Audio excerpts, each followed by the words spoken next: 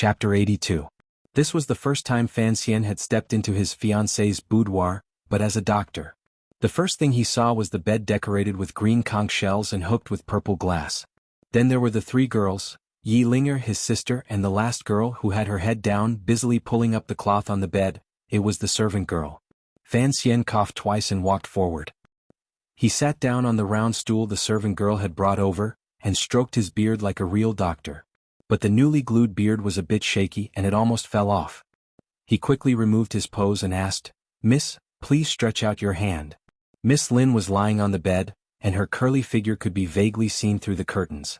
She listened to the doctor and slowly stretched out her left hand, resting it on a soft wrist pillow. This wrist pillow seemed to be a regular item, and was placed to one side. It seemed that the palace physicians often came to see her. Fan Xian looked at the wrist, which was as white as jade, and his heart skipped a beat. He didn't know why, but he suddenly thought that if he could marry the owner of this wrist, he could touch it again and again in the future. It would be a pleasure. He quickly gathered his thoughts and stretched out a finger, placing it on the wrist. The tip of his finger touched Miss Lin's wrist, and for some reason both of them trembled at the same time. Yi Linger did not dare to disturb the doctor, and looked curiously at this student of Sir Fei's. She found that he had only used one finger, and she thought of the rumors about Sir Fei's methods and grew more confident. She had no idea that although Fan Xian was quite knowledgeable in medicine, he had only studied it for a year, and could not compare to a real royal physician in terms of knowledge. His only advantage was his knowledge of medicine and his experience from his previous life. He had purposely used one finger to break the pulse to frighten the people around him, and establish his image as a divine doctor. Fan Xian's finger felt smooth and clean, and he couldn't help but feel a bit strange. He seemed reluctant to let go. He muttered to himself for a moment. Miss Lin's pulse is a bit weak, but it is full of dryness. It is weak and hot and as thin as gossamer. It is a bit troublesome. What is it? Can I take a look at Miss Lin's face to make a better judgment? No. The servant girl rejected the suggestion without hesitation. Although the kingdom of Qing was relatively liberal, the person on the bed was the emperor's adopted daughter. Her identity was too special, and even the royal doctors were not allowed to see her face, let alone this random doctor who had come from nowhere. Fan Xian was a little disappointed. "I heard that the royal physicians have determined that you have tuberculosis?" The one who answered him was still the head maid. That Miss Lin seemed a little weak. She lay on the bed without saying a word. Yes. Fan Xian thought for a moment and felt that he had some confidence. After all, tuberculosis was the same as tuberculosis in his previous life. Although he had not brought along a first aid kit like the other great powers, there were still many ways to treat it. So he continued to ask, "Does the lady often feel tired? And he coughs a lot?" Yes. Are you getting thinner? Yes. Do you often feel hot and humid? Yes. Fan Xian was a little annoyed. This servant girl's mouth was too fast. He rolled his eyes and asked, "Do you often sweat?" Yes. The principal maid still rushed to answer. But Fan Xian did not seem to hear. He touched the soft palm of the hand that had stretched out from the bed curtain and found that it was indeed slightly moist. Miss Lin had never imagined that the doctor outside would be so bold. She shyly and anxiously pulled her hand back. Fan Xian had moved so quickly that the three girls outside the bed did not see it. Fan Xian frowned. "You haven't coughed blood yet, have you?" "I've already started coughing. It was better in the spring, but it started again a few days ago." Seeing that the young doctor had accurately described the symptoms, the servant girl stopped looking down on him and replied with a trace of anxiety and hope. "Yes." Fan Xian thought for a moment and then said seriously, "The lady really does have tuberculosis." Hearing him say something that everyone already knew, the servant girl bit her lip and wanted nothing more than to throw the doctor out. Yi Linger glared at him and Fan Ruoruo felt a little embarrassed and lowered her head. Fan Xian did not care. He stood up and went to the desk to find a pen and began to write a prescription. When he was done, the servant girl took it and looked at it.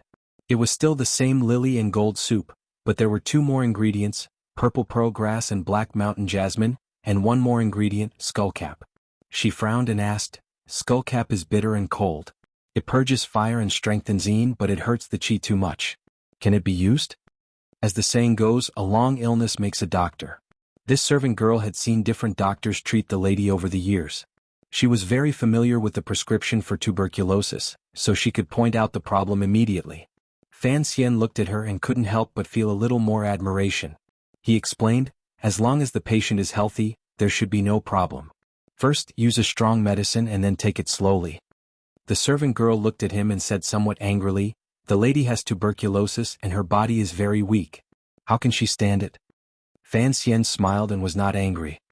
Since the lady has already coughed up blood, then the disease is a little serious. She needs to recover first and then use medicine. Should we use a strong medicine first, or should we recover first? Yilinger was a little confused. Fan Xian coughed twice. From now on, give the lady a bowl of goat's milk every day. Remember to drink it raw. This was a folk prescription he had heard in his previous life, and it was very effective. He asked again, "How is the lady's diet?" The servant girl was thinking about the goat's milk when she heard this. She proudly replied, "Every day she has plain porridge and side dishes. She has never had to endure any meat." Fan Xian was furious. She was already so sick and yet they were still like this? She was a weak little girl and yet they didn't let her eat well. That was too much. Seeing the strange looks in his sister and Yilinger's eyes, he realized that his anger was unreasonable. Given Miss Lin's status, it was impossible for anyone to skimp on her food. There must be some other reason. He laughed self-mockingly and asked, "Why do you eat like this?" The three girls looked at him as if they were looking at an idiot. Everyone in the world knew that tuberculosis patients avoided meat. Fan Xian was not educated to know this, so he stubbornly said, "We must let the lady eat something good. She must no longer avoid greasy meat. She must drink goat's milk, and her daily diet must be more varied. If she can't get used to it for a while, mash a tael of raw yam and coarse barley rice, cook it until it's cooked. Then crush half a tael of persimmon biscuit, mix it well and drink it. After half a month, use the prescription I gave you earlier." As he spoke, the others frowned. No one dared to listen to him. At this moment, the old nanny who had stopped the three of them earlier walked in with her hands on her waist. She didn't know what she had just done for her to be so exhausted. Her voice was a little weak as she said, "Why did you come in?" The servant girl greeted them with a smile and explained, "This is the doctor Miss Yi invited." The lady agreed to let them take a look. The old nanny was a bit unhappy and said, "The imperial physicians in the palace also come once every 2 days to give a diagnosis. What's so special about this doctor?" The servant girl laughed. "It is indeed a little strange. They have already determined that the lady has this illness, and they want us to prepare delicacies for the lady every day." When the old servant girl heard this, she shook her head furiously. She said that this could not be done. If the lady's illness was delayed, what could they do? After 2 or 3 sentences, her expression changed and she hurriedly excused herself. A smile flashed in Fan Xian's eyes. He said to the servant girl, "This medicine must be used in conjunction with what I said before, otherwise it will have no effect." The servant girl still refused to listen to him, which made Fan Xian very angry. He thought that if he could one day be with the lady, he would make the bed for her. He said helplessly, "I have some ready-made pills here. Take a few first. If the effects are good, you should believe me." The pills may be good, but the meat must not be eaten. The servant girl was really stubborn. Fan Xian gritted his teeth in anger, but he didn't know what to do. When he coughed up blood, she coughed up blood. When he clenched his teeth, she clenched her teeth. Behind the gauze curtain, the beautiful girl lying weakly on the sickbed heard the doctor's voice outside. She was so anxious that she didn't know what to do. That voice was so familiar. It was clearly the young man she had met in the side hall of the Temple of Qin. She didn't know why he had come to her home, nor did she know how he had become Sir Fei's student, but... Miss Lin's hands tightly gripped the corner of the silk quilt. Her cute white teeth bit her lower lip. She was very excited, and an unhealthy but exceptionally beautiful red stained her cheeks. What should she do? She knew that the person was outside the curtain, but she didn't know how to meet him. She was so worried that her sister loved him to death. Hearing that the conversation outside was coming to an end, and that the owner of the voice was about to leave, the girl finally couldn't take it anymore. She sat up and leaned against the headboard of the bed. Using all her strength, she shouted in a voice as small as a mosquito. "Wait." Hearing the voice behind the gauze curtain, the 4 people outside had completely different reactions. The servant girl walked over first and asked in a low voice what was the matter. Yilinger looked concerned. Roro thought about how her brother had risked his life to come here today in disguise, but had no way of seeing Miss Lin. She unconsciously looked at her brother's expression, and unexpectedly she saw a dumb goose. When Fan Xian heard the words "wait," he was dumbfounded.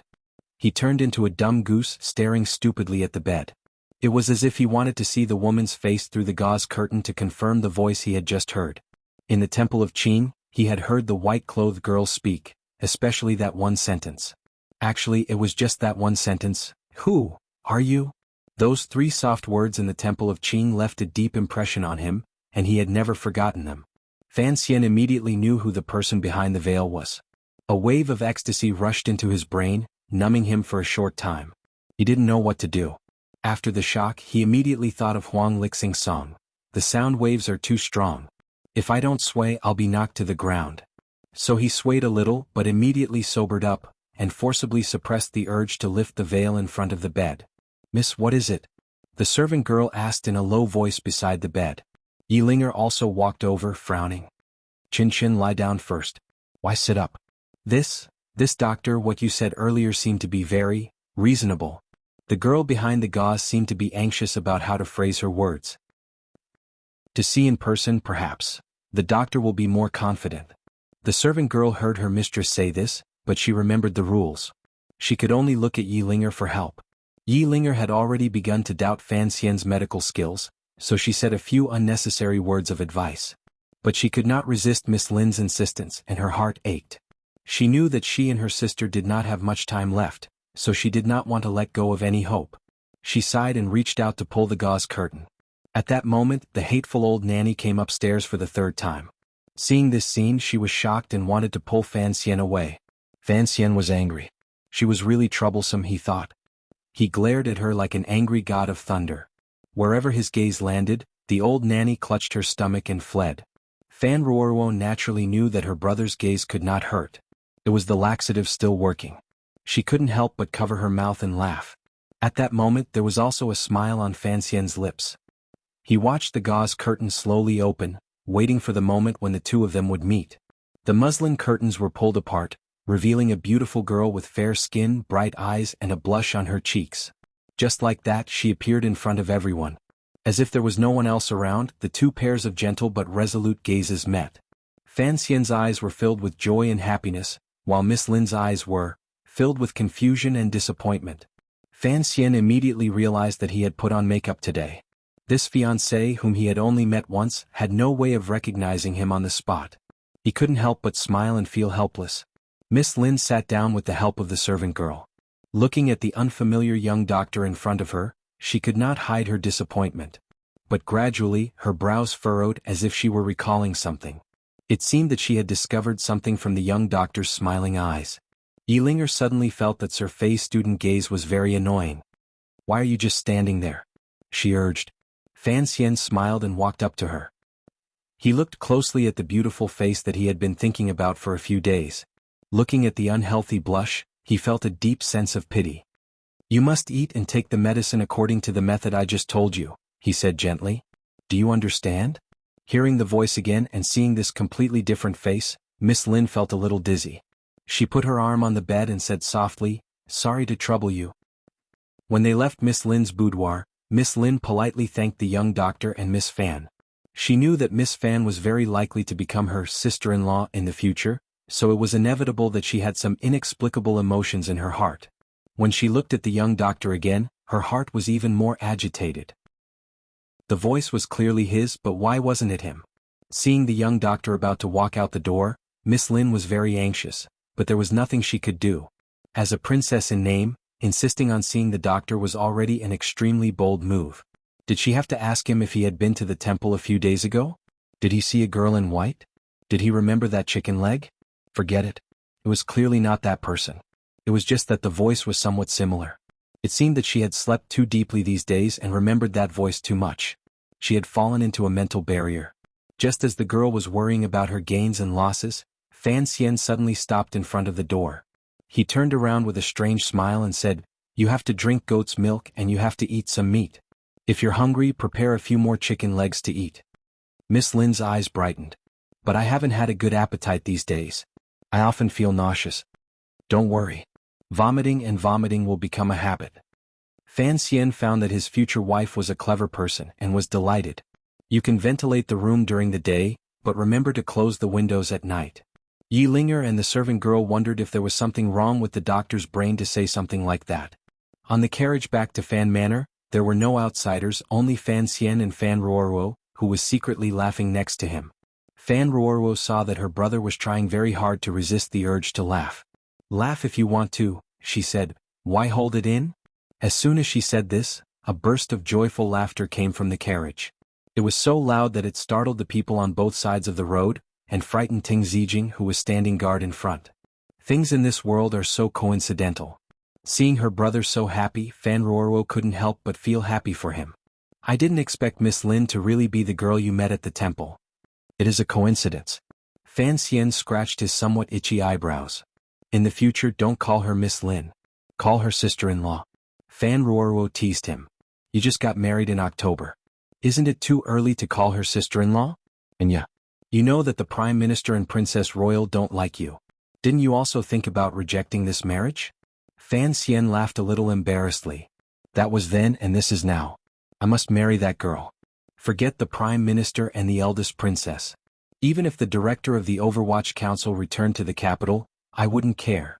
Fan Ruoruo suddenly asked curiously, "Today is actually the first time I've seen Lin, sister-in-law?"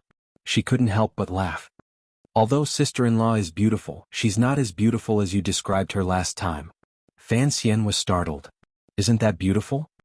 he asked solemnly. "No," Fan Ruoruo said objectively. Fan Xian thought about it and felt a little lost. After a long time he said, "Is this what they call, beauty is in the eye of the beholder?"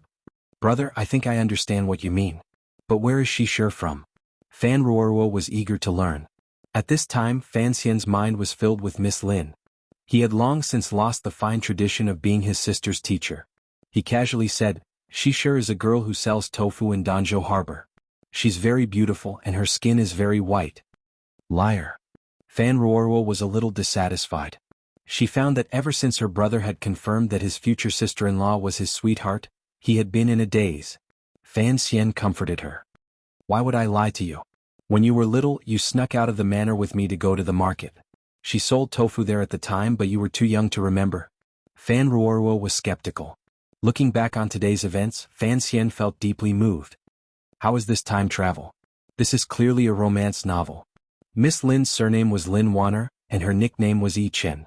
She had grown up in the palace and didn't have many friends.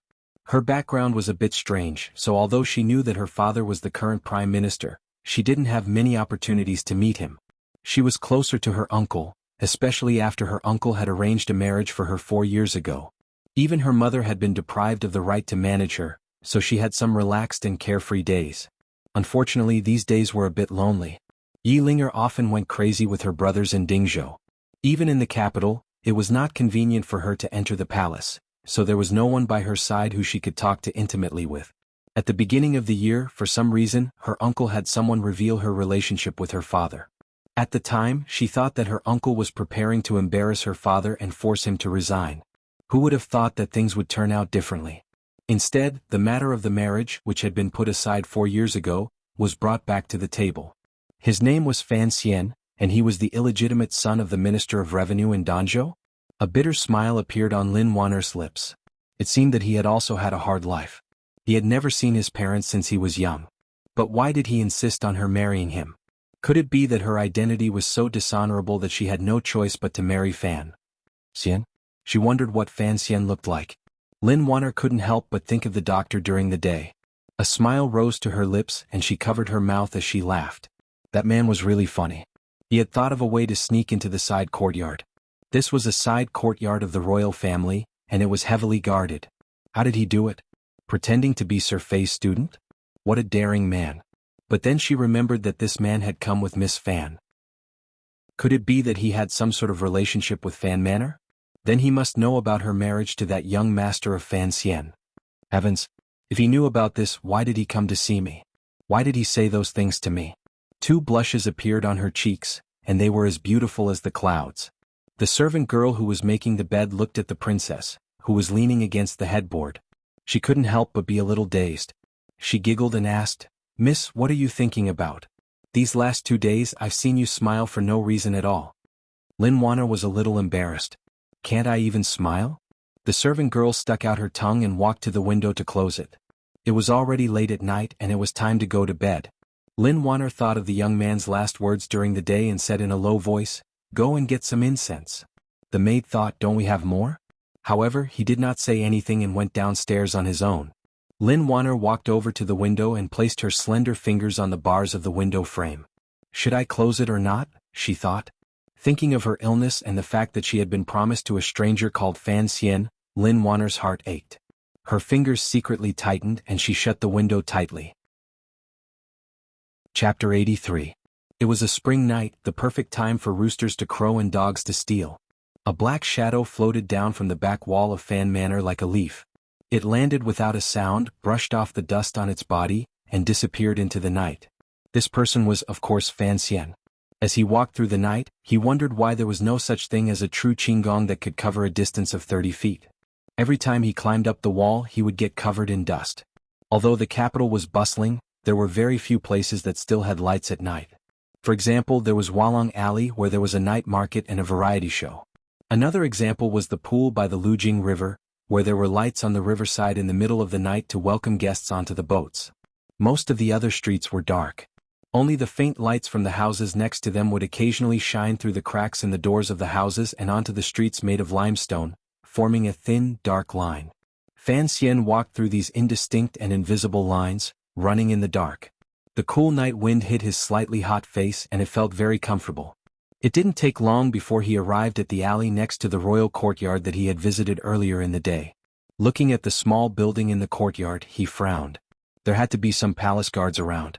In Wu Zhu's words, he was at most a 7th-level Nigong cultivator, and a 3rd-level Nigong cultivator with exquisite control.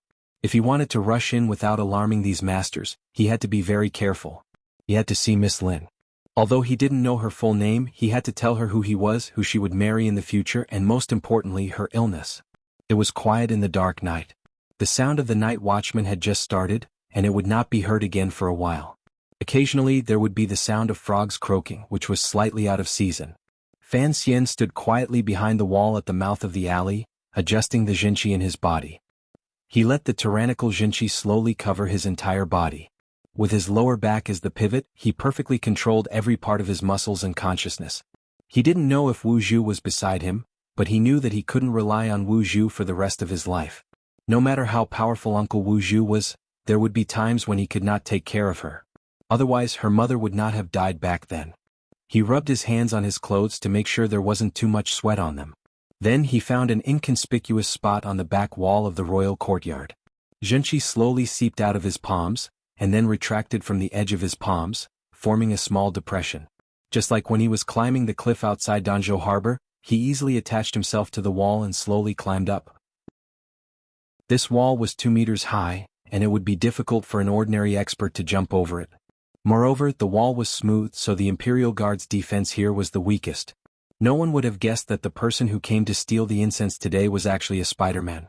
Climbing to the top of the wall, Fan Xian put one hand on the wall and used the other to wipe away the cold sweat on his forehead. He thought, why did he have to take such a big risk just to see his wife? But now was not the time for regret. Looking up at the sky, he saw that Mei Yuer was about to disappear into the clouds, and he couldn't help but feel happy. The silver light suddenly dimmed, and with a whoosh, Fan Xian had already landed silently in the garden. Like a leopard cat, he burrowed into the dense thicket, using the trees to hide his tracks. This entire series of movements changed from a straight fall to a rush forward. Surprisingly, it didn't make too much noise. It was all thanks to the strict training Wu Zhu had given him in Danzhou. In reality, there weren't many guards in the courtyard, and it was almost midnight, so they were even more lax. He could hear that there seemed to be someone still awake at the front door, but there was no one patrolling the garden. Fan Xian let out a sigh of relief, and carefully walked to the bottom of the small building. Raising his head, he found that the lights in the building had long been extinguished, and it was completely dark. He wondered if she had fallen asleep. The door downstairs was closed, and he didn't know if the old nanny would still be poisoned and wake up in the middle of the night to pay her respects. So Fan Xian forced a smile and gave up on this path. Turning outside the building, he slowly used the jinqi in his hands to grip onto the wooden pillar and climbed up. When he reached the top, the second floor of the wooden pavilion protruded out. It was about 2 feet long. Fan Xian let out a light breath and stretched out his hand to feel around. He felt a small crack, and using his index and middle fingers, he swung his body and was suspended in the air. Using his waist and abdomen as leverage, he swung up like a bat and stuck tightly to the outside of the window.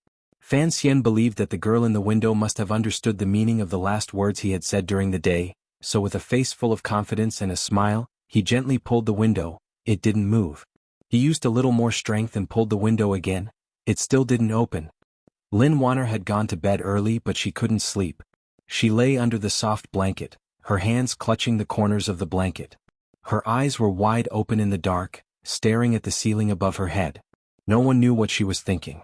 She immediately heard the movement outside the window, and her heart tightened. She didn't know what to do. She had never imagined that the young man would be so daring as to sneak into the royal courtyard in the middle of the night. She should have called for help, but she thought that if the guards rushed over, the beautiful young man would probably be sentenced to death. So she couldn't bear to do it. Biting her lip, she didn't know what to do. It's a good thing the window is closed. She comforted herself, thinking that as long as the young man couldn't come in, he would naturally retreat. That way she wouldn't have to face a situation she didn't want to think about, and the young man wouldn't have to bear such a heavy crime. Unfortunately, things didn't go as she wished. There was a soft creak from the window and it was pushed open. A young man dressed in black flipped in from outside, holding a slender dagger painted black. Lin Wanner saw this scene through the gauze curtain, and she unconsciously wanted to cry out. But when she saw that face, that clean and untainted face she had seen on the altar of the Temple of Qin, she didn't know why, but she swallowed her cry. Fan Xian moved quickly, without a trace of the shyness a young boy should have in his first love. He turned around and closed the window, then walked to the bedside and pulled back the gauze curtain. A faint fragrance began to spread through the room. Lin Wanner felt a little dizzy, but after smelling the faint fragrance she immediately woke up. Only then did she realize that the young man had used a sleeping incense. She was shocked. Could this person be the legendary rapist? Endless regret began to well up in Lin Wanner's heart. She opened her mouth, ready to call for help. Fan Xian did not feel this way at all.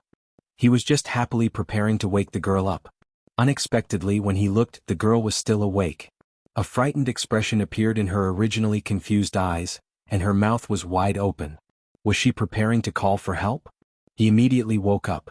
His body floated and he knelt on one knee on the bed. He covered Lin Wanner's mouth with one hand. His palm touched her soft lips and it felt ticklish. Don't shout, don't shout. This was the first time in Fan Xian's life that he had stolen incense, and he couldn't help but feel a little inexperienced. It's me, it's me, it's me. Lin Wanner seemed to see that the young man didn't mean any harm. She gradually calmed down. Fan Xian moved his hand away and said quietly, "Don't shout."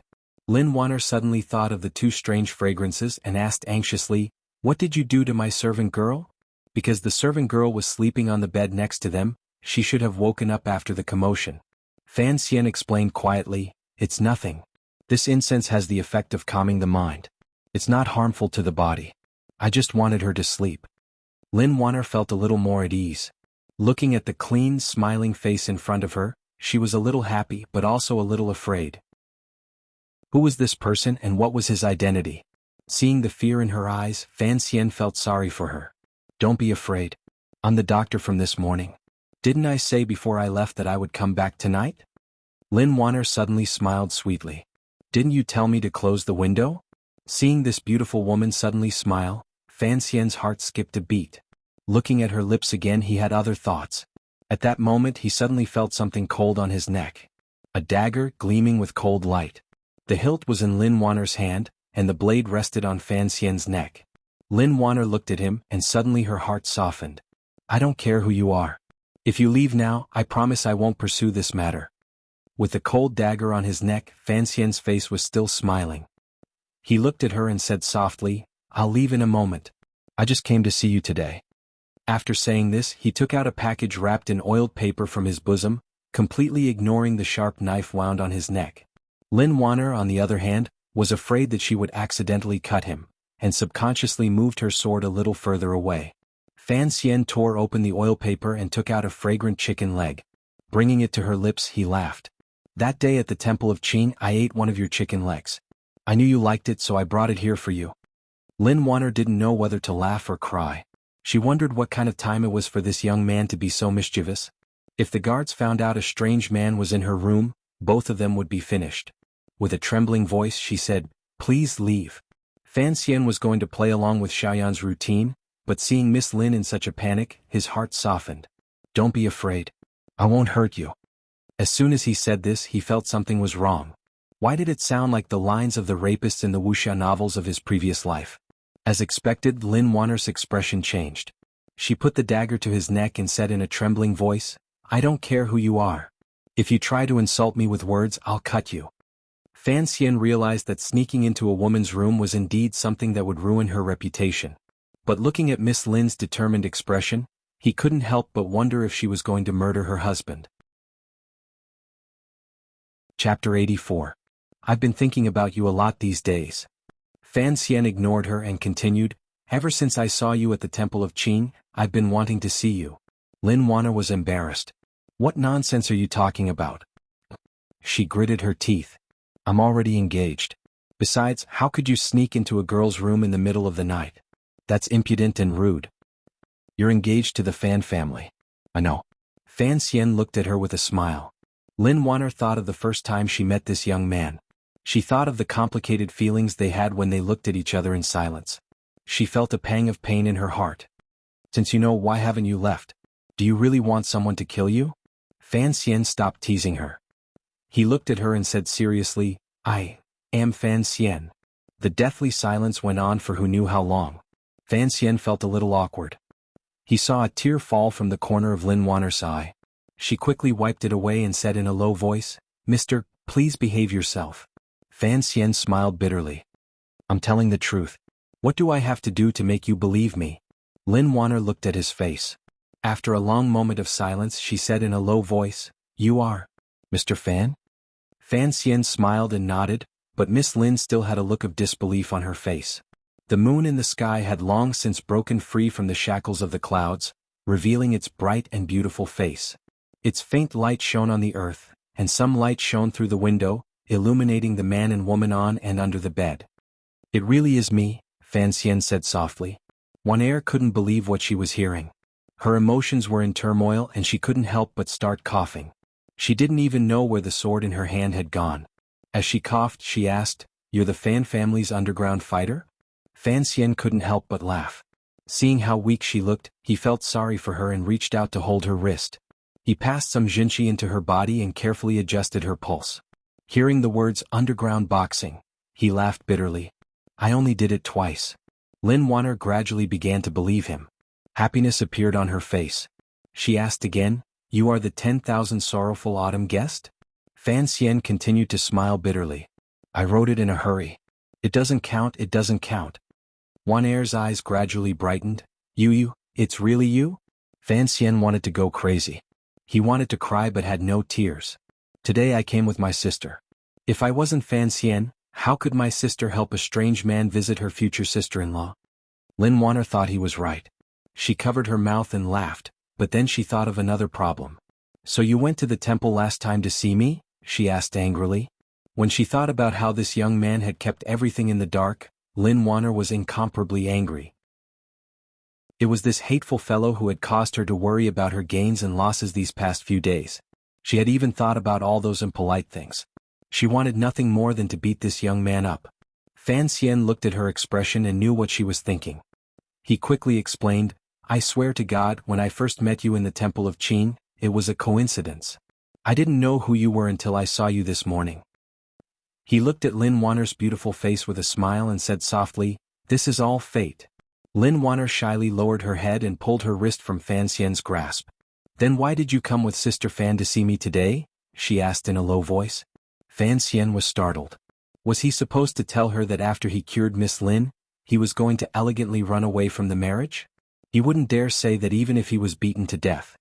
He could only softly reply, "I heard that Miss Lin's health wasn't good and I couldn't see her, so I came to see her in secret. How could I have known that it was the chicken leg girl I met in the Temple of Qing?" Lin Wanner lightly spat. Why did he have to call her by her name so badly? Fan Xian smiled and pointed at the chicken leg next to him. "Do you want to eat it now?" he asked. Lin Wanner couldn't help but cover her mouth and laugh. "Go ahead. I'm not that greedy." Fan Xian's ears suddenly twitched. He heard someone get up from downstairs. It seemed they were about to come upstairs. He frowned. "Someone's coming." Lin Wanner panicked. Even if he was her future husband, if someone saw him, how could she face others? She pushed him. Then get out of here. Fan Xian had worked hard for half the night. How could he just leave like that? With a smirk on his face, he flipped over and crawled under the covers. The bed was huge and the covers were huge. The room was dark, so if someone were to look from outside, they wouldn't be able to see anything out of the ordinary. Realizing that Fan Xian had crawled under the covers, Lin Wanner turned pale with fright. But before she could do anything, she heard someone coming up. It was the old nanny who had had diarrhea during the day. Lin Wanner was embarrassed and anxious. She slid under the covers and turned her body to the outside, pretending to be asleep. The old nanny looked around and didn't see anything out of the ordinary. She mumbled a few words and felt a little dizzy. It seemed she was sleepy again, so she turned around and went downstairs. Lin Wanner elbowed behind her. She lowered her voice and said shyly, "She's gone. Hurry up and get out." It wasn't easy to get a kiss. Fan Xian, who was thanking the old nanny for the first time, had no reason to leave right away. He said, "I'm sleepy. Lie down a little longer." Lin Wanner now knew that her future husband was a scoundrel. She said angrily, How can I do that?"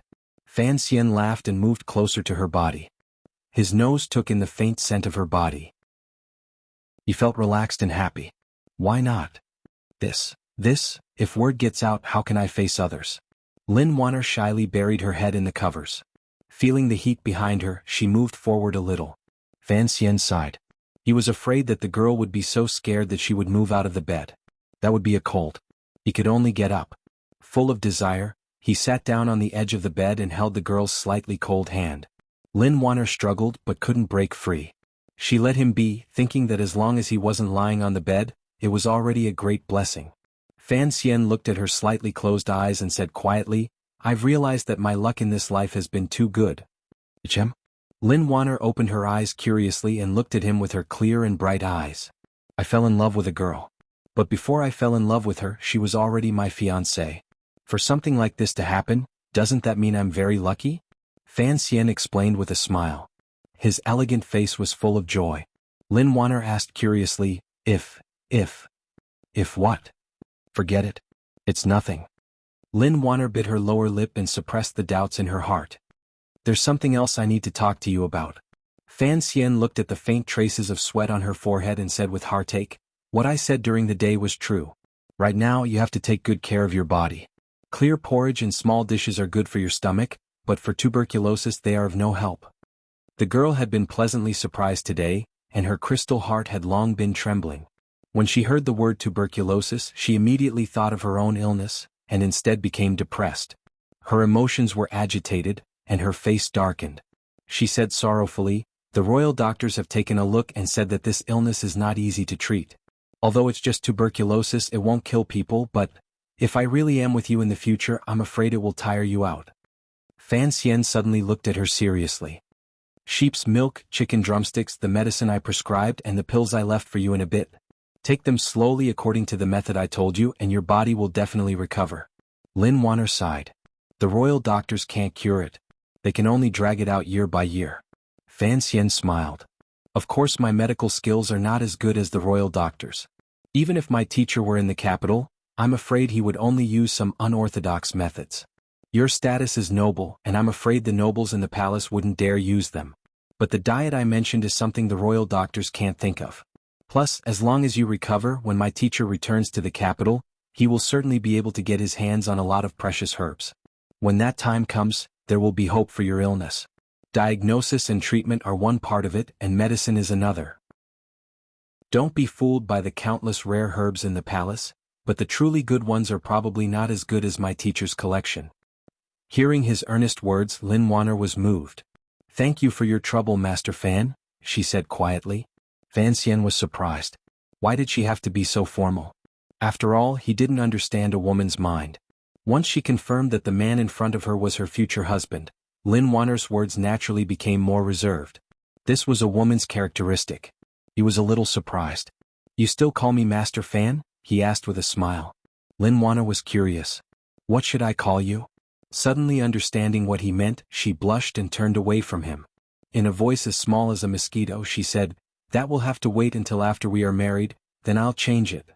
What I mean is, you can call me Brother Fan, Fan Xian said, stifling a laugh. Lin Wanner realized that she had been tricked. Embarrassed and angry, she wanted to reach out and hit him, but then she remembered that she had only met this man twice, and that he was still a stranger. She hesitantly stopped. Fan Xian looked at her thin shoulders. After we are married, let's go to the Tsang Mountains. It's higher up there and there are hot springs. It's the best place for you to recuperate. Hearing the word married, Lin Wanner blushed slightly, but she still nodded. She didn't understand what he meant by higher up. Thinking of something else, she quietly asked, "Is Master Fei really your teacher?" "Yes." Fan Xian smiled. "I always thought that since Master Fei worked for the Overwatch Council, he would be a very low-key person. Who knew that he was so famous in the capital?" Lin Wanner laughed. "He was a meritorious minister during the northern and western expeditions. Of course he was famous.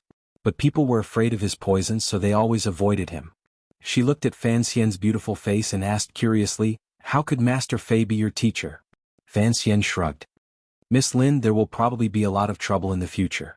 Right now, I don't even understand it myself. If you marry me in the future, I'm afraid there will be a lot of trouble. You have to think about it carefully."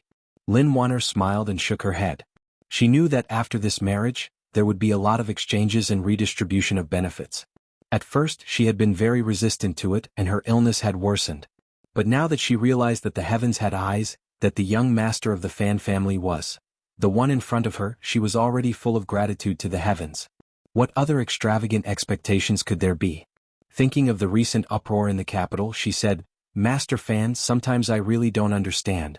You are the son of Count Sinan and a student of Master Fei of the Overwatch Council. How can you be so proficient in poetry?" "That's right, was that line really written by you?" Fan Xian didn't see any doubt on her face. He just asked a simple question. "What's the matter?"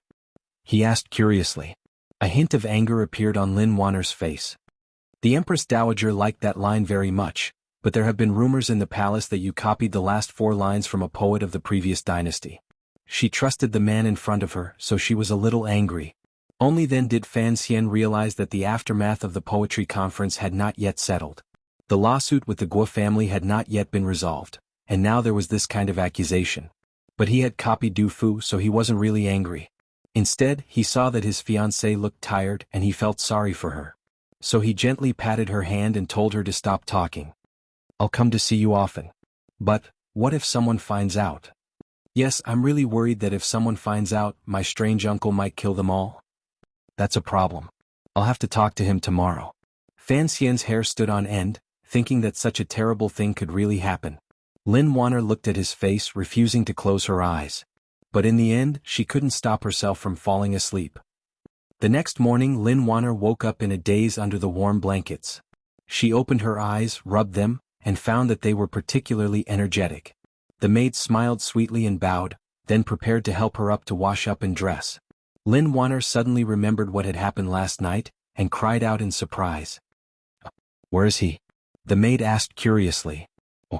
Lin Wanner said anxiously, "Did you hear anything last night?" "No, miss," the maid replied seriously. Lin Wanner walked to the window. Her long black hair hung straight down to her hips, and she was dressed in white. She looked very beautiful. She looked out the window, but there was no trace of that person. She couldn't help but wonder if she had just had a dream last night, a dream that she really wanted to make real. As her imagination ran wild, the maid walked up to her with a half-torn package of oiled paper. She laughed and said, "Miss, you're eating again. Be careful that the nanny sees it and reports it to His Majesty. Hurry up and close the window. Don't let the wind blow." Lin Wanner took the package and found that there were a few pills in her belt. Her heart warmed. She looked out the window and saw that the garden had grown greener. Even after the window was closed, it seemed to be unable to hide the boundless spring that was prying open the window and escaping. Chapter 85. We, the common people, are so happy today. Really King happy. Fan Xian was drinking soy milk and chewing on fried dough sticks in the flower hall, feeling very comfortable. He had to admit that he was lucky. He was already dead, but he had come to this world to live again. He was born pitiful, with his mother dead and his father not wanting him, but later he found out that the people who killed his mother had all been killed. As a son, he wanted to take revenge, but there was no way to do so. Although his father had some problems, at least he didn't show an attitude that he couldn't stand. Another thing was that he had planned to copy books, earn some hard-earned money, and live a good life in this world. But he hadn't thought that there would be a pile of shiny things waiting for him to disdain. Most importantly, if he wanted to make this quick money, he would have to go against his will and accept the arrangements of those big shots, marrying a woman he had never met, and in the end, that woman was the one he liked. There were people who were lucky and there were people who were always lucky, but Fan Xian didn't believe that his luck was as good as his. Seeing that he was in a good mood, Lady Lu didn't react, but Fan Xizha was interested. After his mother left, he asked in a low voice, "Big brother, why are you so happy? I've already found a place for the shop. When are you going to take a look? Didn't you invite the shopkeeper?" Fan Xian was in a good mood, and his face beamed with happiness. "I told you to take care of this yourself, and if there's anything wrong, come find me. If you think you're too young and can't handle it, there are so many people in the manor, you can pick any two of them." Fan Xizha shouted, "You're the boss, the books are yours and you've paid for half of it. You have to take a look." Hearing the words boss, Fan Xian said happily, "Fine, then I'll go in a couple of days. Didn't father beat you a few days ago and forbade you from missing class? Come pick me up and I'll take you around the capital." "No, I'll offend people if I go out with you. I don't want to go to court every day." Fan Xian finished the soy milk in his bowl in one gulp and smacked his lips full of dregs. He was somewhat dissatisfied. "If this bookstore does well when you grow up, there will be a lot of business waiting for you to do." Fan Xizha didn't understand. He scratched his head and left. Fan Ruoruo listened quietly at the side. She smiled and said, "Have you decided to accept this marriage?" "I have no choice but to obey my parents' orders." Fan Xian sighed. In the end, he did not have the talent to be funny. He shook his head and smiled. "I must get married. However, the things that come with marriage are a bit troublesome. I have to offend so many people for no reason, and I might not even be able to truly grasp those things. No matter how I think about it, it doesn't seem worth it." Fan Ruoruo knew that her brother was talking about the royal business, and was worried for him. After all, the eldest princess had been in charge for so many years, and no one knew how much the prime minister and the crown prince had profited from it. If this business was to be handed over to Fan Xian in the future, it was necessary for him to take over and check the accounts. Perhaps from the palace treasury to the royal merchant house, many people would be in trouble. She frowned and said, "What if I don't check the accounts?" "It's fine if you don't want to check the accounts, but you have to seal up all the old accounts. If the dirty water from the past splashes onto us, we're done for. And most importantly, if this source of income is cut off, some people will be very angry. Otherwise, I'll just marry Miss Lin and give up the business. After all, this was the result of my father's discussion with His Majesty. If I ask my father to step back now, His Majesty won't be too angry." Fan Xian shook his head. Thinking of his father's expression that night, he knew that his father had a fanatical obsession with taking back his mother's business. Although he didn't know where this obsession came from, it would be very difficult for his father to give up this opportunity in front of him. And he didn't want to give it up. After all, it was left behind by his mother, that woman. It belonged to him. Why should the royal family benefit from it? According to the palace, after he married Lin Wan, it would take a few years before he could personally take care of it. But being closer to the flesh always made his nose feel better. That was why Fan Xian treated the business of the bookstore as a proper business. On one hand, he was familiar with it, and on the other, he wanted to prove to some people that he had a mind for business. Could it be that someone will use some unusual methods? Fan Ruoruo asked worriedly.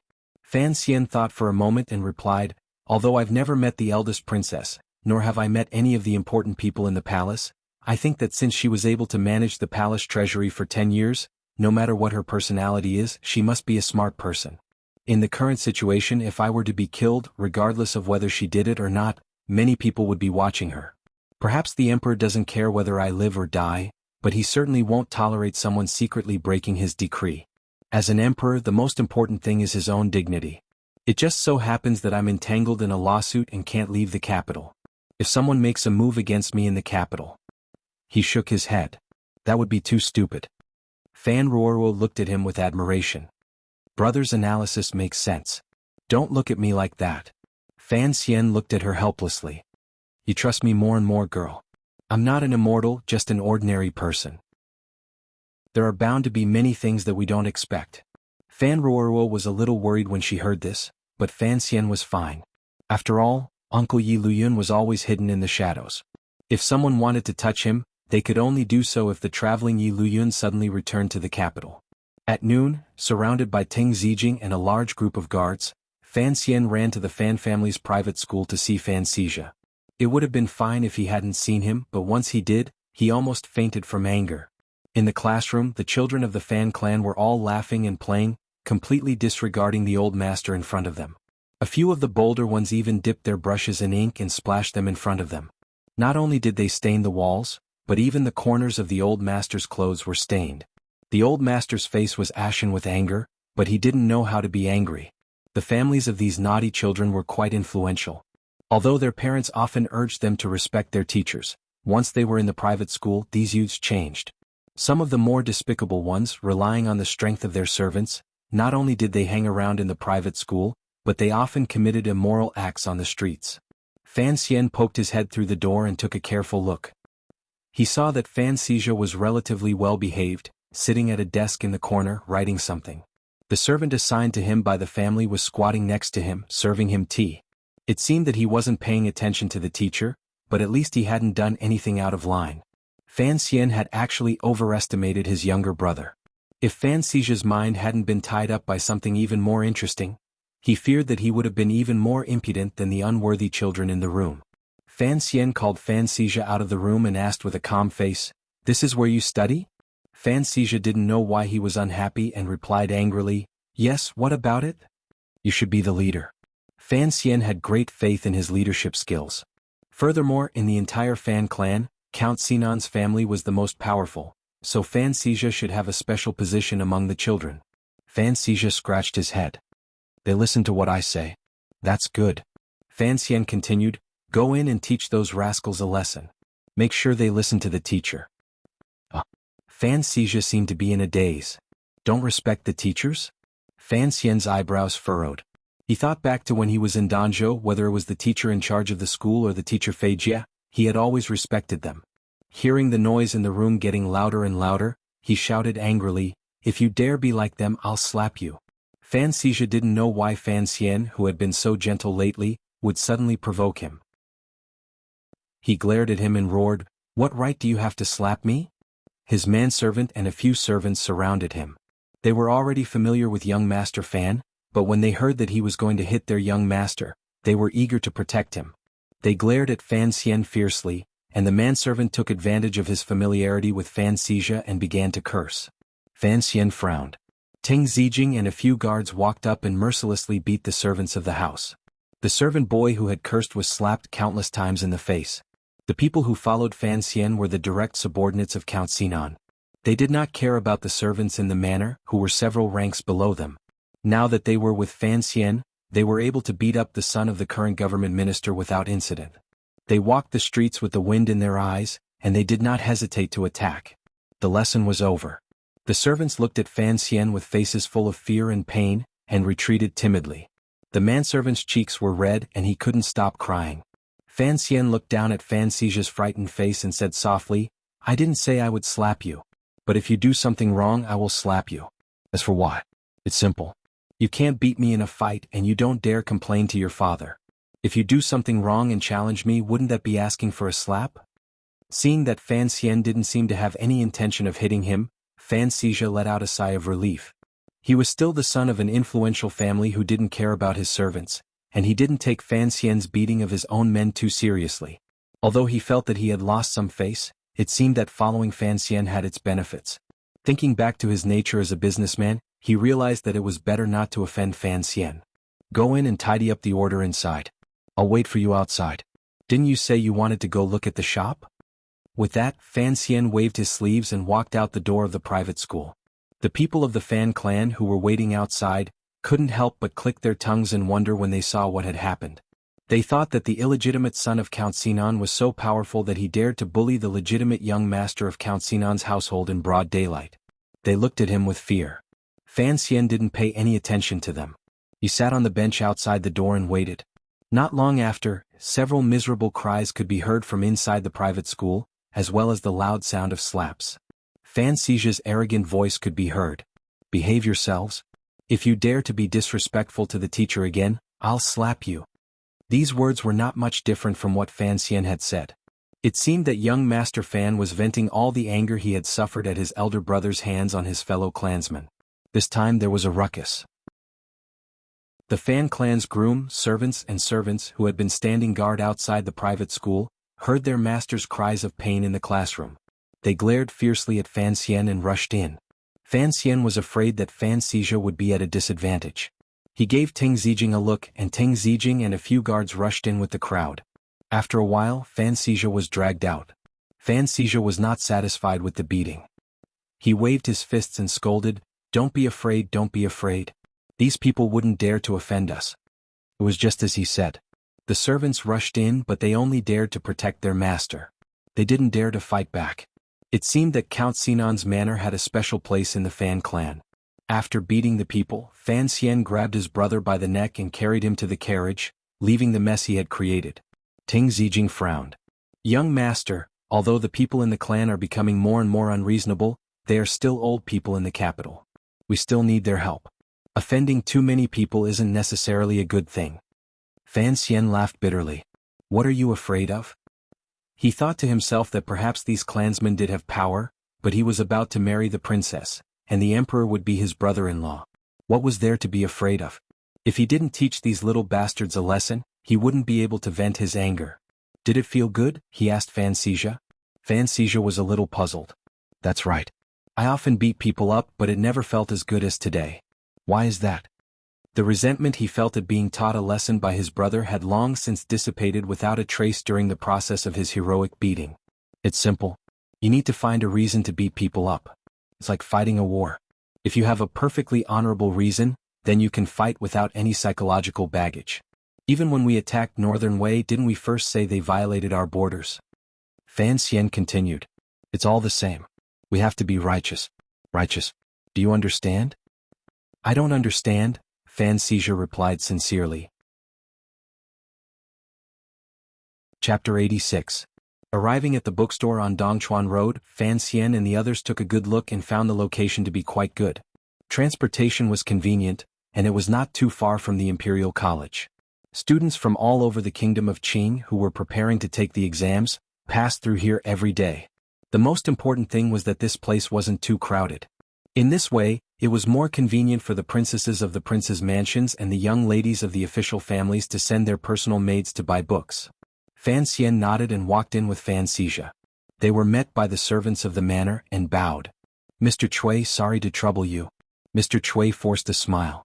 "I say, young masters, this bookstore does not make a lot of money a year, and yet it requires so much effort. It is not worth it." Fan Xian knew that these former officials of the Ministry of Revenue did not care about a business that was only worth a few thousand taels of silver. He smiled and explained, "If my brother likes it, then let him do as he pleases." He did not expect to keep this a secret from Count Sinan, so he asked the servants of the manor to help. Since his father allowed Mr. Cui to help, it was tantamount to tacitly allowing his two sons to cause trouble outside the manor. They talked in a room in the back hall. Fan Xizha bit the shaft of his writing brush, calculating something. Once an account book was placed in front of him, he would immerse himself in it, forgetting everything else. While they were talking, the shopkeeper from Qingyu Hall also arrived. This shopkeeper looked honest and sincere. His eyes were not bright, but they were clear.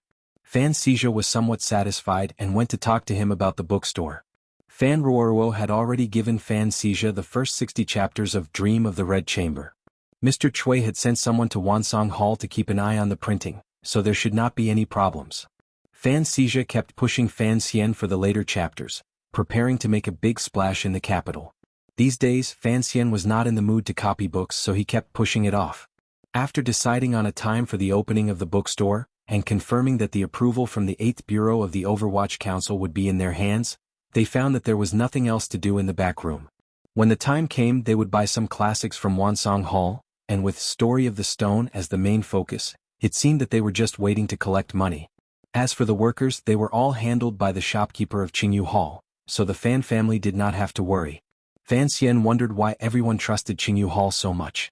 When he finally had the chance to be alone with the shopkeeper, he gently asked, "Shopkeeper, what is your name?" The shopkeeper replied with a smile, "Your surname is Yi." Fan Xian's heart trembled. He repeated, "Yi?" The shopkeeper seemed to have noticed Fan Xian's strange expression, and replied with some confusion, "Yes, there are 17 shopkeepers in Qingyu Hall, and they all have the surname Yi."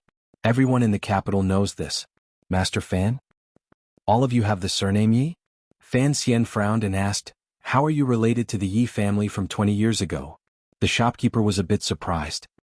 He looked at Fan Xian, and a sense of vicissitudes came over him. After so many years, I thought the young people of today had long since forgotten about the Yi family. That's right, we were all shopkeepers of the Yi family back then. Later on, the Yi family ran into some problems, and all of their businesses were lost to the palace. We were supposed to leave and find our own way out, but for some reason the court didn't allow us to run our own businesses. That's why we're in such an awkward situation now. We can only manage the businesses for others, but we can't buy our own shares. This is how Qingyu Hall came to be. Fan Xian looked at the shopkeeper again. He knew that the shopkeeper had been his mother's subordinate, and he couldn't help but feel a sense of familiarity. He asked curiously, after the Yi family was in trouble, did the court not? He didn't finish his sentence, but the shopkeeper understood what he meant. They said to cut weeds and eliminate roots. Since the court had taken over the Yi family's property, they had no intention of keeping these old people alive. The shopkeeper didn't know why, but he also felt that the young master of Fan Manor in front of him was very familiar. He thought for a moment and replied, we also felt that it was strange. So these years we have lived in fear. The court did not allow us to leave the capital, so we were afraid of what would happen one day. Take me to Qingyu Hall one day. Fan Xian suddenly found a place in the capital that was related to his mother's past, and he couldn't help but be surprised. He grabbed the shopkeeper's shoulder and said, I have many things to ask you. After returning to Fan Manor, Fan Xian sat in his father's study and told him what had happened that day. He asked curiously, Qingyu Hall, are they really the old people of the Yi family? Of course they are. Fan Jian stroked his short beard as if reminiscing about the past. He said slowly, these people are actually not simple. Back in the day they were all shopkeepers of the Yi family in various provinces. However, your mother offended the nobles and met with misfortune. You know how glorious the Yi family was back then. For a time the court panicked. If the Yi family fell, I'm afraid the Qin kingdom would be in chaos for many decades. So in the end they came up with a compromise. First, they took the Yi family back to the royal family. At least in name, they cut off the possibility of the officials taking advantage of the situation to extort them, and then, Fan Xian cut him off. How did the people who killed my mother die in the end? This was a question he had always wondered about. Fan Jian looked him in the eye and said coldly, you are young. You probably don't remember what happened in the Qin kingdom 14 years ago. I remember. Fan Xian frowned. 14 years ago, it seemed that someone wanted to change the world, to pull His Majesty down from the throne. So in the end a lot of things happened. There was a month of killing in the capital and most of the original nobles were killed. Blood flowed, and the heads of the nobles were placed on the city walls for a mile. That was the so-called month of blood in the capital. Although I have never experienced it, I have heard Teacher Fei talk about it many times. Correct. Fan Jian said in a cold voice, during this purge, all those who participated in the plot against the Yi family were killed by us. Fan Xian noticed the word, we in his father's words. Or we? He asked carefully. Me and Shin Pingping of course. Fan Jian smiled. This was probably the most successful operation we have ever carried out in the 20 years we have followed His Majesty. The Fan family also used this incident to rise to power, and the Overwatch Council, because of the terrifying role they played in this incident, firmly established their influence among the officials. Fan Xian sighed. So the cause of this incident was Father and Sir Qin seeking revenge for my mother. What happened next? Fan Xian asked about the Yi family. As I said before, the Yi family's businesses were taken into the palace treasury. This was the best way to stabilize the court at the time. The court was full of civil and military officials, and they could not come up with a more effective suggestion. Fan Jian explained, the problem was with those shopkeepers. They were all taught by your mother. Although they were far from being as wise as your mother was, if they were left alone, who knows if a second Yi family would appear. So His Majesty decided to gather them all in the capital. He had them train some people to take over those businesses, but he did not allow them to own real businesses. That is how the capital's famous Qingyu Hall came to be. If you want to do business, they are a good choice, Fan Xian said sadly. Because of this reason, these shopkeepers were forced to stay in the capital for more than 10 years. How tragic. Father, if we use these shopkeepers, won't it attract the attention of the court? Fan Jian shook his head. Using the shopkeepers of Qingyu Hall has always been the favorite method for the private businesses of the various princes. The court doesn't care about this, but if you want to gather all 17 shopkeepers of Qingyu Hall, it doesn't seem necessary. If the court is really afraid of this, why did they not kill all of them in the beginning? Fan Xian asked his own question. Fan Jian looked at his son and smiled. When something happened to your mother, I was fighting with His Majesty in the west. Qin Pingping went to the border between our country and northern Qi to carry out a secret mission. Halfway through, he came to his senses and returned to the capital. That is why this happened. If we have already returned to the capital and these people are still killed, then you underestimate your father's power. Lu Shi knocked on the door and the father and son stopped talking. Fan Jian let her in. Seeing the bowl of fruit juice in Lu Shi's hands, Fan Xian knew that it was late, and that it was time for his father to go to bed. He stood up and prepared to leave. But Count Sinan waved his hand for him to stay, and Lu Shi went to rest. Before Lu Shi left, Fan Xian caught a glimpse of worry in her eyes, and knew that she was worried about her husband's health. He couldn't help but frown, thinking that this woman really did have some affection for his father. It was a pity that she was too cruel to do such a thing all those years ago. He knew that if his father did not want him to leave, he must have something important to tell him, so he listened attentively. Tell me about the recent situation in the court. Count Sinan picked up the warm fruit juice and slowly drank it. I know you still resent the fact that Lu Shi sent people to poison you 4 years ago. Fan Xian was startled. He did not understand what the situation in the court had to do with Lu Shi, nor did he expect his father to so bluntly bring this matter up. For a moment he did not know what to say. The two matters are actually related. Fan Jian knew what his son was thinking. 4 years ago Lu Shi made her move because Xijia was getting on in years, but he was becoming less and less serious. I had not been able to bring her up, and she could not help but feel a little hopeless. In a moment of blindness she made that decision. But more importantly, it was because she had entered the palace once and received a guarantee from someone that once you died, Fan Xijia would inherit everything of the Fan family. Entered the palace? Whose guarantee could make her disregard her grandmother's life?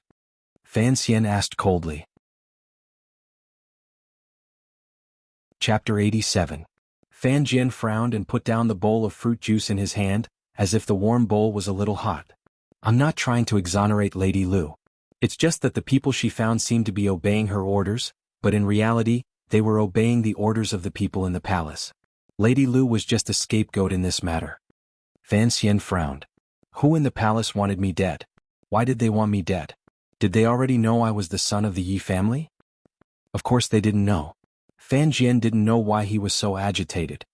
His right hand tightly gripped the armrest of his chair. No one who knew about this would want to hurt you. If someone wanted to hurt you, it wouldn't be for this reason. Could it be that no one in the capital knew about the relationship between my father and my mother?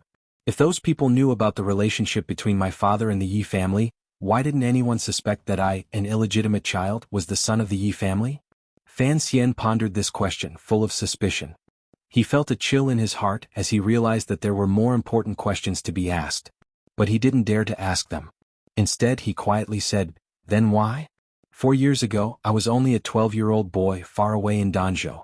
I didn't seem to have anything to do with anything in the capital. 4 years ago, that was when His Majesty adopted Miss Lin as his daughter. That was also when he appointed the princess's marriage. At that time, His Majesty decided that you would be in charge of the future royal business. It was also at that time that you appeared in the conversation of the people in the palace for the first time. Seeing a 12-year-old child owning a gold ingot that he couldn't even lift, what do you think the nobles in the palace would choose? They would choose to kill me cleanly. The Overwatch Council investigated for 4 years, and basically got to the bottom of this matter. Unfortunately, there was no evidence, so they couldn't do anything to those people. Fan Xian laughed. Even if there was evidence, I'm afraid they wouldn't be able to do anything to them. After all, the Overwatch Council is a subject, and those people are the masters. Fan Jian nodded.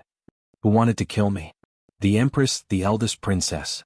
Fan Jian smiled, but since you have safely grown up and entered the capital, I believe that no matter how much courage they have, they will not risk the wrath of His Majesty and make a move against you. Fan Xian sorrowfully said, You are too optimistic. Even if he killed me, would the Emperor do anything to his wife and sister? Fan Jian didn't answer. Instead he said, In the near future, Crown Prince Jing will definitely think of a way to get closer to you. He will also think of a way to let you meet the second prince. You have to handle this carefully. Fan Xian agreed. He knew that every major family in the capital had to take a stand on this matter, whether actively or passively. The princes fought for the right to inherit the world. Although it seemed like an old-fashioned trick, whether it was in that world or this one, it would always be an unchanging play. As long as the thick curtain was pulled back, the actors hidden behind it would all come onto the stage. Whether it was a 3-foot sword or a 3-inch tongue, they would act for others to see and for themselves to see. If Fan Manor wanted to be impartial and follow the emperor closely, it seemed that they would have to put in a lot of effort. Late at night, Fan Jian sat alone in his armchair. As he drank the fruit juice that had already cooled, he thought about what Fan Xian had just said. He thought about the painful price he had paid and his lips twitched. He thought about the horrible and bloody scene of that bloody month in the capital. On that gloomy, unknown night, the emperor's father trembled under his knife. When Fan Jian personally cut off his father's head, the skull rolled on the ground. As if remembering that voice, a gentle smile appeared on Fan Jian's lips. In the days that followed, Fan Xian lived a carefree life. Every day he enjoyed the treatment of a young master in the manor. Occasionally he would slip out to Dongchuan Road to see how the planned bookstore was progressing. He gradually became familiar with the shopkeeper, whose surname was also Yi. Everything went smoothly, so Mr. Cui returned to Count Sinan's side. And every other night, Fan Xian would slip out to the royal courtyard, climbing over the wall with familiarity. But now the window was no longer closed and the drumstick girl was always waiting for him. The reason why he often went there was not because he was in love with her, but because Lin Wan'er's illness could not be delayed any longer. The people of the royal family were all blockheads. Fortunately, after receiving bribes from Count Sinan's manor, who knew how many twists and turns, the imperial physician finally agreed that a little oil was good for the princess' health. Fan Xian often went there to deliver food as well as his own pills. Because he was afraid that it would conflict with the medicine prescribed by the imperial physician, the medicine was very gentle. Apart from that, he also brought along a lot of delicious food to satisfy his fiancée's little mouth, which was gluttonous with each passing day. After a few days like this, Wan'er's body clearly showed signs of improvement. Her face gradually became rosier, but it wasn't the unhealthy bright red that she used to have. Furthermore, the flesh on her body had also increased, and her cheeks were clearly rounder. Lin Wan'er felt a bit of a headache, but Fan Xian was incomparably happy. After they were married, wouldn't he be able to play with his favorite baby girl every day? The guards in the courtyard were a bit lax, and Fan Xian had been trained by Wu Zhu to climb walls in Danzhou. So no one discovered that he was secretly feeding her medicine every night. But Lin Wan'er's illness could not be cured completely. Fan Xian thought that it would be better to wait for Fei Ti to return.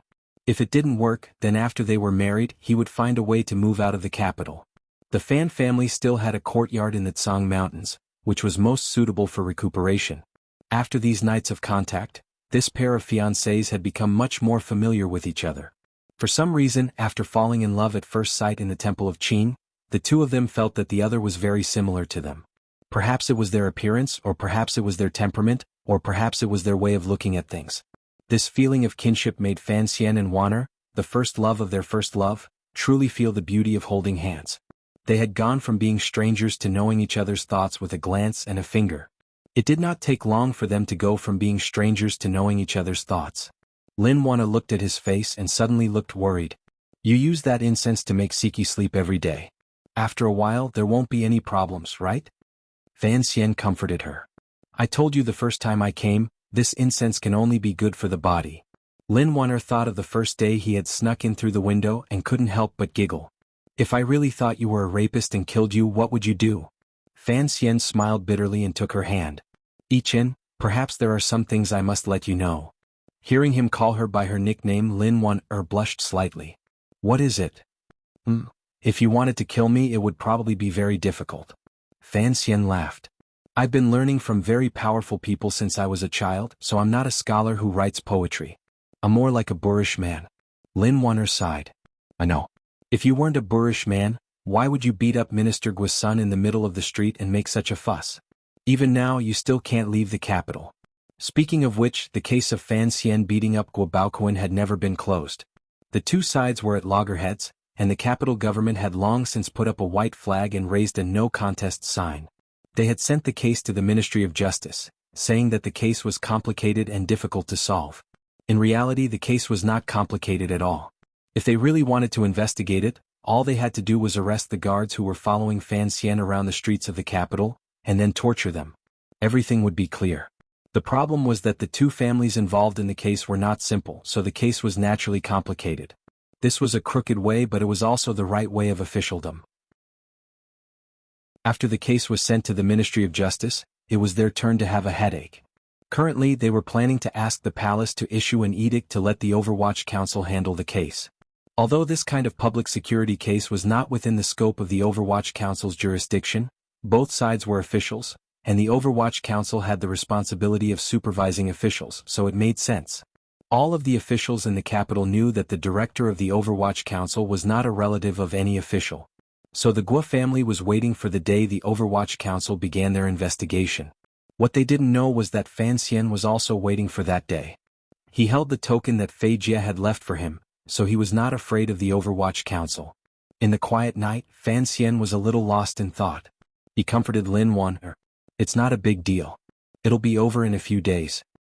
He suddenly remembered that the mother of this girl in front of him had tried to kill him 4 years ago, and he couldn't help but frown. Lin Wan was an exceptionally intelligent girl. Seeing his expression, she asked, "Has there been some trouble lately?" Fan Xian looked at the girl's picturesque eyebrows and sighed. "In the future, if there is any problem between me and the eldest princess, I am very worried about what you will do. I'm afraid you will be very sad." Lin Wan smiled. "Why do I have to think about things that haven't happened yet? Wan has been sick since she was a child. It seems that she has always been counting the days, never knowing when she will leave this world. So I don't like to think about things that haven't happened yet." Fan Xian sighed. Full of pity, he pulled her into his arms. Smelling the lingering fragrance in her hair, he kept saying in his heart, "I know how you feel because I once had the same experience as you." Kissing a gentleman's lips, lingering fragrance on his teeth. "Wan, your body is very soft. You are touching the pillow that you brought a few days ago." Fan Xian liked the feeling of sneaking into a woman's boudoir at night. It was like a clandestine affair, but it was a kind of clandestine affair without any psychological burden. If he could, he would like to live like this for a little longer. At least until he was married, there wouldn't be too many things to disturb him. To be able to live such a happy life in the capital was something that he could not have imagined before he left Danzhou. But as the saying goes, things don't always go according to one's wishes. A peaceful life would come to an end one day. That afternoon, Crown Prince Jing's carriage arrived at Fan Manor. Lady Lu hurried forward to greet him respectfully, inviting him into the reception hall for tea. Chapter 88. Crown Prince Li Hongqing waited for a while and found that the person he was waiting for had not yet arrived. He couldn't help but laugh at himself, thinking that Master Fan was quite arrogant. Of all the civil and military officials in the court, there were few who had the right to make him wait. Then he thought of the events in the capital and secretly admired Fan Xian, who had not been in the capital for long, for all the ruckus he had caused. Throwing out a few poems had shaken the literary world. Beating someone up in the middle of the night had shaken the bureaucracy. As for his marriage to the Prime Minister's illegitimate daughter, it had shaken those who had the right to know. As he thought this, Fan Xian had already shouted from afar. As he bowed, he quickly walked over. He had not deliberately made the Crown Prince wait, but he had been in the middle of discussing some matters regarding the bookstore with the shopkeeper of Qingyu Hall, so he had been delayed. The two young men sat across from each other, took a few sips of tea and then began to talk business. The first to speak was, of course, Fan Xian. He had to express his gratitude for what had happened that night. Hearing his thanks, Crown Prince Li Hongqing laughed and said warmly, "At the time I thought, we've only known each other for a few days, how could you be willing to reserve the entire Drunken Immortal Tavern to entertain me? So that's what you were thinking. But it doesn't matter. Guo Baoquan is an idiot, and among the Crown Prince's retainers he doesn't rank very high. It's just that the old man at home has some knowledge. If you beat him up, then beat him up." Fan Xian knew that the Crown Prince was referring to his actions in court. He laughed at himself. "Isn't that because I have no experience? If I had known that it was so easy to beat people up in the capital, I would have punched him in the manor garden." Li Hongqing was startled and hurriedly waved the gold fan in his hand. "That won't do. If you go too far, I won't be able to protect you." Fan Xian chuckled and thanked him again. Then he asked what the Crown Prince had come for. Li Hongqing thought for a moment, then said, "I can't hide this from you. Because of the relationship between our families, I have to make things clear. Originally, the second imperial prince wanted me to trick you into meeting him, so that we could meet naturally so that you wouldn't be disgusted. But this method is still deceiving you, so I will say it clearly. Tomorrow the second imperial prince will hold a banquet on Lujing River, and he has specially invited you. I will only be accompanying you. Fan Xian frowned. I really don't understand. The second prince's status is so noble. I'm just a mere scholar. How could I possibly be worthy of his attention? Do you really not understand, or are you pretending to not understand? Li Hongqing pointed at his nose and laughed. Acting like you is really a failure. Fan Xian smiled awkwardly but did not reply. Li Hongqing noticed that there were no other people around the flower hall. He said seriously, it's still the same thing. When I first saw you I felt happy. I couldn't bear to hide it from you. I felt that this kind of method would inevitably alienate us. You know, even though the emperor is still in his prime, there are always worries nearby. So, the eyes of the people in court are always on the princes. The first prince was born with great martial prowess, but he led troops outside. Even though the crown prince is the emperor's son, his conduct has always been dishonorable. Although King Jing's manner is impartial, to tell you the truth, among the princes, my relationship with the second imperial prince is the best. Fan Xian was startled. Why was this situation so different from what he had expected? In his previous life, when he watched Yueha, the princes would always make simple things complicated. They would want to wear 80 pieces of clothing so that they wouldn't fall into the trap of gossip. Who would be like this person in front of him? From the very beginning he made things clear.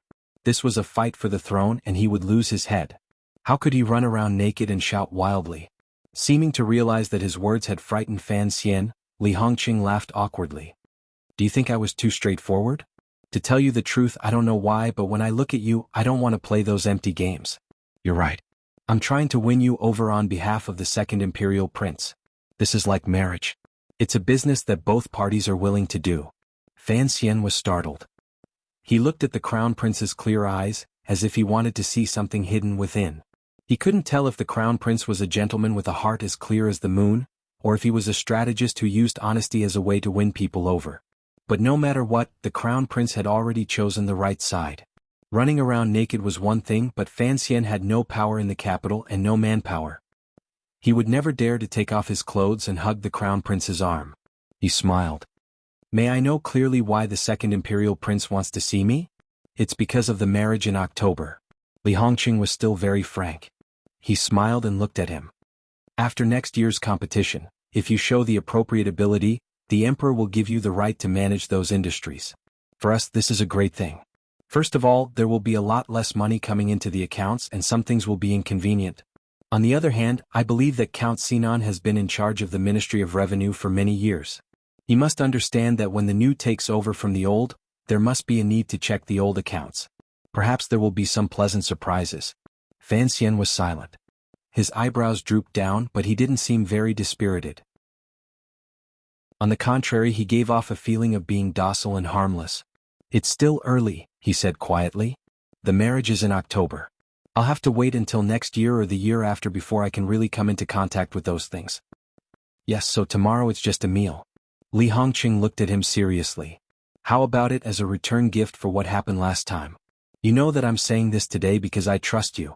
Perhaps when you see the second imperial prince tomorrow, you'll have some new ideas. Fan Xian smiled.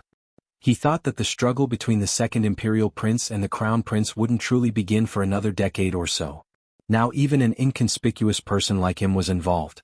It really did feel like rebellion starts with a child. He agreed and sent the crown prince out of the manor.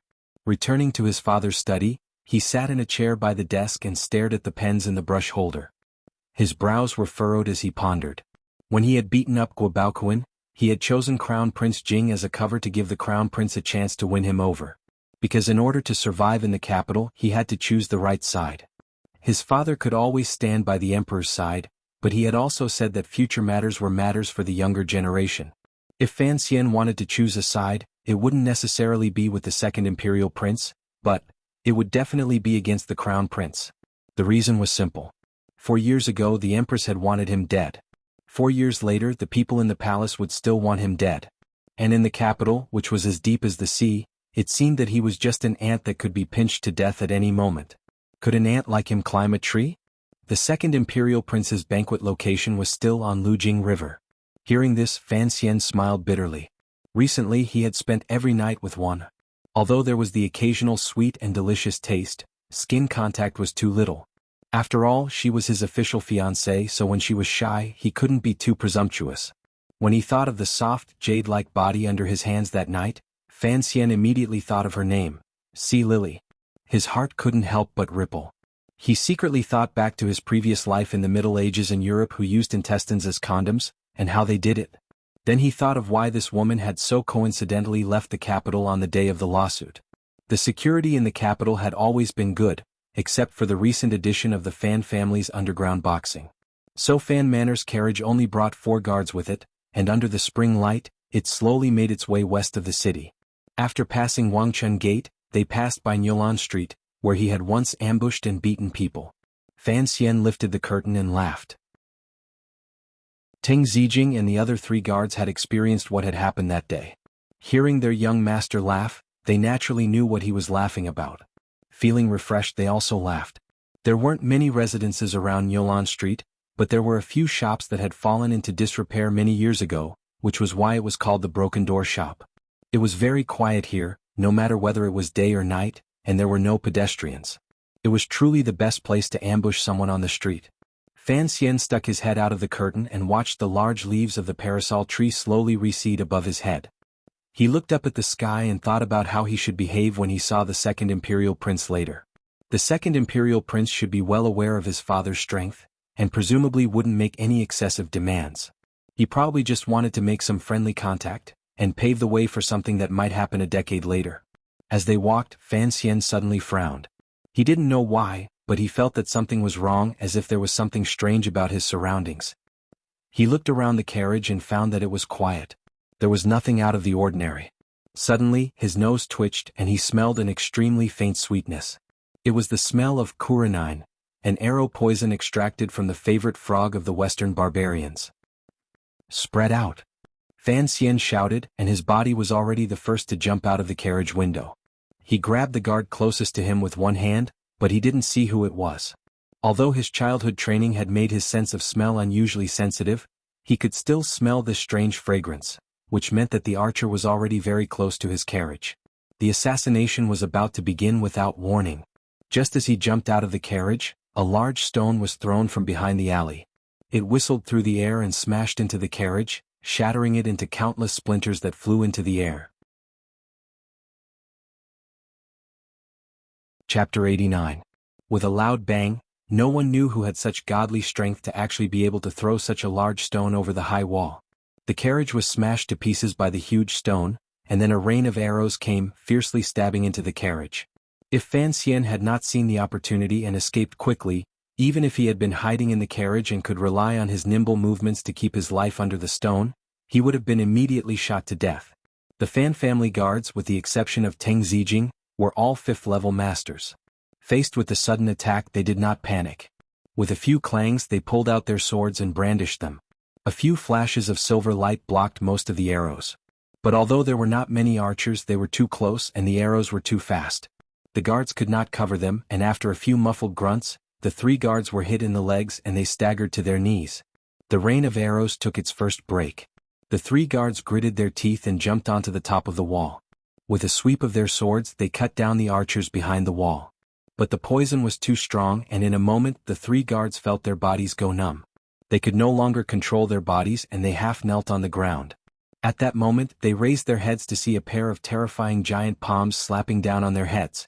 Fan Xian hid behind a wutong tree and avoided the first arrows, but he had no way of immediately rushing to help his subordinates.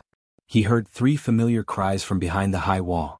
His heart was filled with rage, and in his grief, he was almost pierced by the 2 swords around him that looked like vipers. 2 women had trapped him. They were dressed in black, and the swords in their hands were also painted black to avoid reflecting light. They were obviously experienced assassins. Fan Xian knew that since they had not come out with their faces covered, they must have wanted to kill all 5 of them. He turned around and twisted his toes on the ground, bending his knees slightly. The sword on the left brushed past his left chest, and then he narrowly avoided the sword on the right. Fan Xian had never learned any martial arts. He had only received 10 years of instruction from Wu Zhu, so his dodging was completely subconscious. Fortunately, although these two black swords were as nimble as snakes and as elusive as smoke, they were far inferior to Wu Zhu's wooden stick in terms of speed and accuracy. That was why Fan Xian was able to evade the maggot-infested stabs time and time again in such a perilous situation. The three of them fought further and further along the wall. Fan Xian finally awoke from his panic. Looking at the two swords again, it seemed that the tips of the swords had become much slower. As for the two deathly pale female assassins, they discovered that although their opponent was in a sorry state, the black swords in their hands were unable to pierce his body at all. With another bang, the wall at the far corner of the alley collapsed. A man as tall as a giant miracle god walked out from the broken wall. He walked straight to a guard who had fallen under a wutong tree with an arrow in his left leg. Of the 4 guards who had followed Fan Xian out today, 3 had already died. This was the last one who had fallen under the tree with a sore and numb body. When Fan Xian had gone to grab him, he had not noticed him. Only now, through the light of the swords, did he realize that it was Teng Zijing. Fan Xian's heart tightened. With a muffled grunt, he wanted to charge in that direction, but he did not expect that the vicious swords in the hands of the 2 women would not relax and would trap him all around. At that moment, Teng Zijing, who had looked like he was on the verge of death, suddenly leaped up from the ground. The knife at his waist, which had been hidden behind his back, turned into a strange light and slashed at the big man's neck. Fan Xian was overjoyed, but then he was extremely shocked. He saw the big man tilt his head slightly and raise his right hand. As if he were pinching a fly, he caught the knife that Teng Zijing had risked his life to slash out. A trace of blood flowed from the big man's hand, but his hand was not cut off. Fan Xian really did not know what his body was made of. Teng Zijing saw that the situation was not good. With a muffled grunt, he pushed off the big man's chest with the tip of his foot and prepared to jump over the wall. Although Teng Zijing was the leader of Fan Xian's guards, he was the weakest in terms of martial cultivation. However, he was the most clear-headed of them all. The big man grinned and punched out. At that moment, Teng Zijing felt the arrow poison in his body acting up. His body went limp and he did not dodge. With a crack, Teng Zijing let out a wretched howl. His left thigh had been broken by the punch and he fell to the ground, fresh blood rapidly seeping out of his trousers. When the big man gripped Teng Zijing's knife, Fan Xian already knew something was wrong. With a muffled grunt, his footsteps abruptly paused, allowing the 2 black swords to brush past his chest and abdomen. The edges of the swords pierced through his clothes and drew 2 intersecting bloody wounds on his body. Fan Xian finally took advantage of this moment to pinch his hands together. 2 wisps of pink smoke flashed out, directly toward the faces of the 2 female assassins. The female assassins reacted with lightning speed. Holding their breath, they closed their mouths and prepared to flee. Fan Xian had gone to great lengths to find such an opportunity. How could he let it go? With a loud roar, tyrannical Jinqi surged out of his body. With a shake of his arms, they seemed to suddenly grow longer, and his palms were about to touch the throats of the 2 female assassins. With 2 soft cracking sounds, the female assassins' throats were crushed. Blood frothed from their mouths and they fell limply to the ground. At that moment, the big man had already raised his hand and was about to slap Teng Zijing's head. Fan Xian was very calm. This calmness came from the experience of 2 lives, and also from the teachings of Fei Jie and Wu Zhu. He had no time to think about why Wu Zhu had not acted, but he knew that this was the most dangerous test he had faced since coming to the capital. If he could not even pass this test, it would only prove that he should not have been born into this world to live again. It only took the blink of an eye for him to cross the distance of 40 feet. With a flip of his left hand, he had already fed a pill to Teng Zijing. He raised his right palm and blocked the big man's palm in midair. A muffled sound exploded in the alley. The sycamore tree next to it began to tremble, and its leaves fell powerlessly to the ground. Fan Xian felt a bone-deep pain in his right hand. A powerful force, which he had never encountered before, was transmitted from the big man's palm. In just a moment he could not hold on any longer. He grunted and a trickle of blood seeped from the corner of his mouth. But he did not panic. His left hand had already reached for the trigger, and he was ready to give his opponent a fatal blow. But at that moment something very strange happened. A gust of wind blew in from the mouth of the alley, gently swirling around Fan Xian's body. It seemed that a strange force, using the wind as a medium, was constantly competing with his body. Although this force was not strong, it was very annoying, and it forcefully interfered with Fan Xian's following actions. The big man grinned and chuckled. The way he looked at Fan Xian was like that of a brute beast, and his eyes were suffused with a terrifying red. Fan Xian's gaze passed through the big man's broad back, and he saw a blurry figure at the mouth of the alley wearing a bamboo hat. "Let me smash your head in." The big man seemed to have realized that Fan Xian had no other choice. He laughed wildly and the strength in his palm increased. Fan Xian snorted coldly. He knew that he was facing the greatest predicament since his rebirth. His right arm began to tremble slightly, but deep inside he kept shouting, "Smash your head." In this moment of life and death, the Jinqi that had been circulating throughout his body, which seemed to have long been as calm as a lake, seemed to have encountered some sort of provocation and could no longer calm down. A vast wave of Jinqi gushed out from the snow-capped mountain at his back, and along the small circulation in his body, it suddenly poured into his right arm. In that instant, Fan Xian had the illusion that his right arm was made of iron. The powerful collision of Jinqi caused the two palms, which were quite different in size, to separate by about an inch. Then they fiercely collided again. There was a loud bang followed by countless sharp whistles. Countless thin streams of Jinqi appeared around the two men, and they tore the wutong leaves floating in the air to pieces. "Die!" Fan Xian roared. With terrifying control, he pulled back his fist and punched out in a straight line, striking the big man's abdomen. A strange expression appeared on the big man's face. He opened his mouth and Fan Xian's face was covered in blood. His abdomen had clearly caved in. But no one could have imagined that this big man's life force would be so tenacious. After receiving such a heavy blow, he still stood firm and did not move. Instead, his large hand like a fan fiercely slapped Fan Xian's right shoulder. Fan Xian's right shoulder immediately became like tofu that had been wiped by a black blind man. It was a mess and blood flowed freely. But Fan Xian's ruthlessness finally exploded today. After receiving such a heavy blow, he only cried out in pain. His whole body borrowed the force of the blow to throw himself into the big man's arms. His left hand had already pulled out a slender dagger, and he viciously stabbed it into the big man's throat. Then he forcefully pulled it down. First, a large hole was smashed into the big man's abdomen, and immediately after, his chest was split open. Messy internal organs rushed out, and fresh blood and abdominal fluids wrapped around the muscles and intestines flowed onto his feet. He didn't dare believe his eyes. He raised his head to glance at Fan Xian, and then he fell backward. Like a large tree, he smashed into the ground with a buzzing sound. The entire world was silent. Fan Xian panted, maintaining a standing posture with great difficulty. He looked at the blurry figure wearing a bamboo hat at the mouth of the alley. Chapter 90. A cool breeze blew but the blood did not disperse. Fan Xian looked at the man in the bamboo hat in the corner of the alley. He vaguely guessed that he was a magician regarded as useless by the martial arts masters, but he did not expect that he would almost die at the hands of the big man because of him. The figure politely bowed to Fan Xian and prepared to leave. The distance between the two of them was a good 40 feet, and this sorcerer was skilled in wind magic. He was confident that if he ran, no one in the world could catch him unless the 4 grandmasters came personally, let alone Fan Xian, who was heavily injured. His plan had failed, so he naturally had to turn around and leave.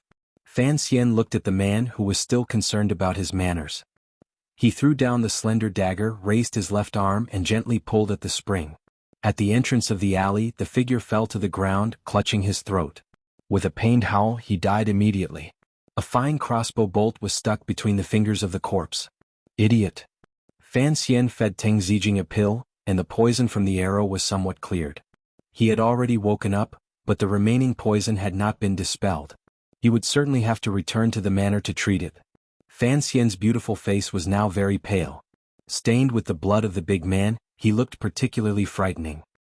He looked at the awakened Teng Zijing and said, "Pinch this place."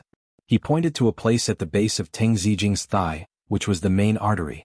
Teng Zijing's thigh was already broken, and his face was pale from the pain. Sweat poured down like soybeans, and he trembled as he pressed down on the base of his thigh, touching the wound. He could not help but cry out again. But Teng Zijing was a real man. He watched as Fan Xian tore the cloth to stop the bleeding, and poured some of the burning powder on the wound. He did not make another sound. The most important part of this kind of injury was the quarter of an hour after the injury. In Fan Xian's previous life, there was a saying, the platinum quarter of an hour. Fan Xian nervously finished the treatment and confirmed that Teng Zijing would not die. Only then did he let out a sigh of relief and almost fall to the ground. With great difficulty Teng Zijing said, "Young master, your injury." Only now did Fan Xian think of his wound. He realized that his right shoulder was in extreme pain. He grunted in pain and sent his Jinchi to that area. He found that there was nothing wrong with his meridians. There shouldn't be any terrible consequences. He said, "Lie still and wait for a moment." He still had a sliver of hope in his heart as he walked along the broken wall that the terrifying man had opened up.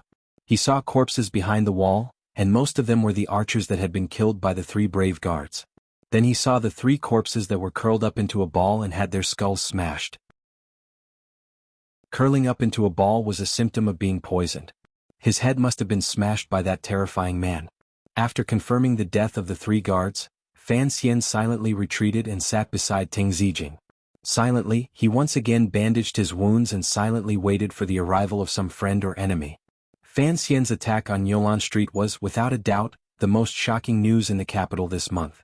The kingdom of Qing had been peaceful for a long time, and the capital, the most benevolent of places, was even more tightly guarded.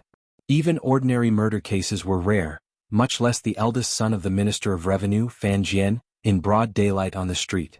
Although this young master had not yet been recorded in the family tree, this matter was different from the previous brawl. The assassin was clearly here to kill, and they had used an archer. For someone to be able to use an archer to kill someone in an important place like Jingdo, this had already touched the bottom line of the court's rule. So the enormous organization of the kingdom of Qing began to move, and it did not take long to find out the truth of the assassination. This was also thanks to Fan Xian. If he had not fought back during the assassination and left the bodies of the enemy's main force on Yolan Street, this case would probably have become another mysterious murder case in the history of the kingdom of Qing. The main reason was that the man Fan Xian had cut open like a pig was too famous, so it did not take too much effort to solve this case. At least, seeing that Director Qin and Master Fei of the Overwatch Council were not in a hurry to return to the capital, they knew that the matter was not very serious. The man was called Qing Jushu, a famous savage in northern Qi. His martial arts were hard to penetrate and most importantly he was extremely strong. His Jinchi was vigorous and he was one of the few 8th-level masters in the world. And the beautiful snake assassin, whose throat had been cut by Fan Xian, was an assassin from a small vassal state. The Overwatch Council secretly knew that this pair of beautiful assassins had always been under the control of northern Qi. So the case seemed to be completely clear. The mastermind behind this assassination was northern Qi, but it was unknown whether it was the young emperor or the highly respected imperial advisor Ku He. The people of the capital were in a heated discussion, wondering why northern Qi, although a sick tiger still had some power, would make a move against Fan Xian. Although Fan Xian had become famous in the capital as a poet, a playboy and a savage in the eyes of the whole world, he was still an insignificant character. Northern Qi had sacrificed an 8th-level master and 2 female assassins in the vassal states just to kill Fan Xian, who had just arrived in the capital not long ago. This was something that was hard to explain. But for those who truly held power in the kingdom of Qing and had access to its secrets, northern Qi had used a clever and ruthless move. It was unknown how their spies had found out that Fan Xian might take over the management of the royal business in the next few years, so he had become the target of the struggle between the crown prince and the second prince. If he was able to successfully kill Fan Xian and then escape far away, people would certainly suspect that this matter was done by the crown prince, who was unwilling to lose his source of money. Perhaps they would suspect that the second prince had purposely killed Fan Xian to frame the crown prince. Regardless of which speculation it would cause a ripple in the politics of the kingdom of Qing that no one knew what the outcome would be. Fan Xian was only an insignificant character, but his life and death was a big deal. Every time the officials of the Second Bureau of the Overwatch Council analyzed this, they admired their counterparts in northern Qi for coming up with such a beautiful plan. It was only a small move, but it could delay the kingdom of Qing's secret northern expedition. The matter of the northern expedition existed only in the military council's staff room, the Overwatch Council's planning room and the Emperor's mind. Whether to fight or not, it was the Emperor's word. So northern Qi had always lived in this shadow. Their choice to strike at this time was a very smart move. Of course, the premise was that they could successfully kill Fan Xian without leaving behind any clues. However, northern Qi had not expected that this seemingly unremarkable character would possess such great power. The 4 bodyguards by Fan Xian's side were all Count Sinan's private collection, each of them at the 5th level of strength. That was why they were able to wipe out the archers despite being poisoned. Of course, the most frightening of all was the beautiful illegitimate son, who was able to kill 2 female assassins, famed for their poison, and the 8th level master Cheng Jushu. As for the sorcerer, no one cared. He was of little value. The Overwatch Council and the Ministry of Justice have jointly signed a report, confirming that it was Northern Qi who did it. The second prince arranged for you to meet on the Lujing River. He thought you liked Sea Lily, so he chose the Drunken Immortal Tavern. But no one could have guessed that the Drunken Immortal Tavern was a spy that Northern Qi had placed in the capital. Count Sinan sat in the dark bedroom looking at his son lying on the bed. He spoke calmly. I know you are angry, but since you are fine and those assassins died at your hands, this matter is over. It's over? Fan Xian felt a chill in his heart. Where is Sea Lily? On her way to the north, she was intercepted by the 4th Bureau of the Overwatch Council. She is currently being escorted back to the capital. I hope she doesn't die.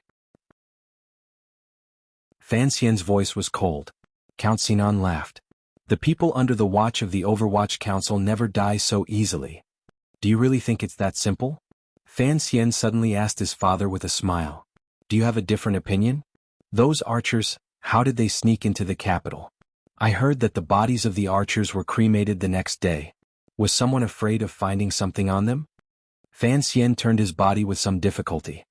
I know you don't want me to know these things. You're afraid I won't be able to resist seeking revenge. But I think I have the right to know who it is that wants my life. Count Sinan looked at him coldly. You should know that I represent His Majesty's secret power. Although it is not as strong as the Overwatch Council, it is sufficiently professional. But we still have no way of finding out who is colluding with Northern Qi. The suspects are not limited to the Crown Prince and the Second Prince, but also the Prime Minister and the eldest princess. Since you can't find out who the real enemy is, then don't make too much noise. Don't make too many enemies for yourself. Count Sinan continued. This is my advice to you. I hope you will accept it. Fan Xian nodded. He touched the wound on his shoulder and frowned. He took 2 deep breaths. I will find a way to get to the bottom of this matter. Count Sinan was satisfied with his son's attitude. He said a few words of comfort and left the bedroom. After his father left, Fan Xian's eyes became quiet.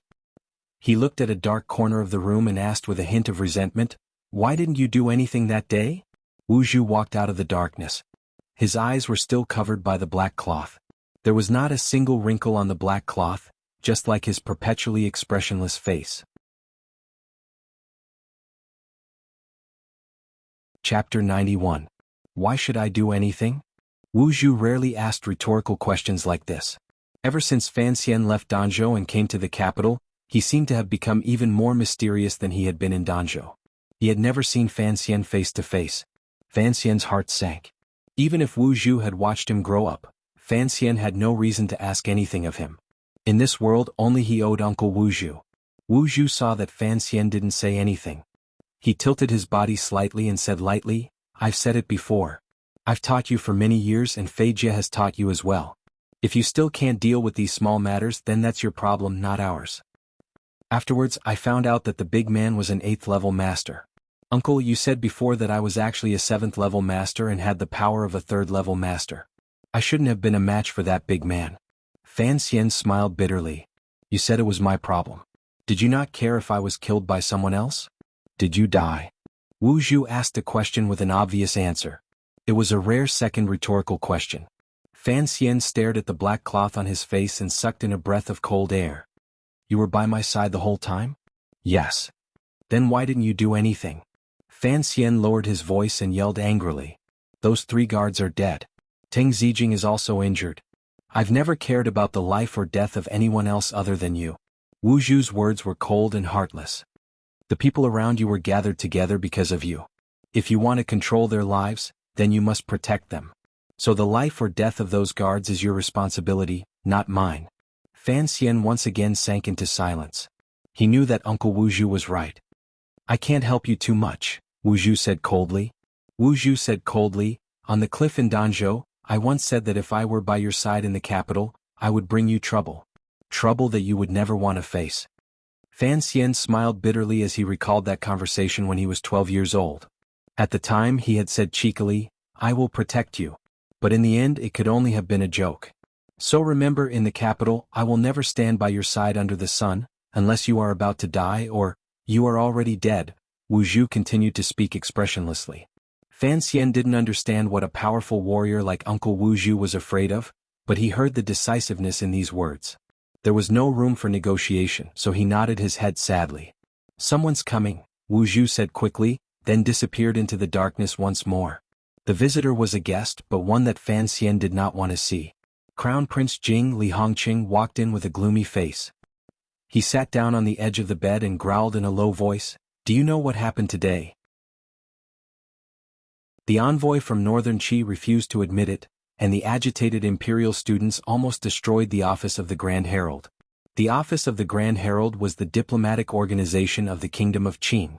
It was responsible for the exchange of money and documents with Northern Qi, various small kingdoms, and Dongyi, as well as other related matters.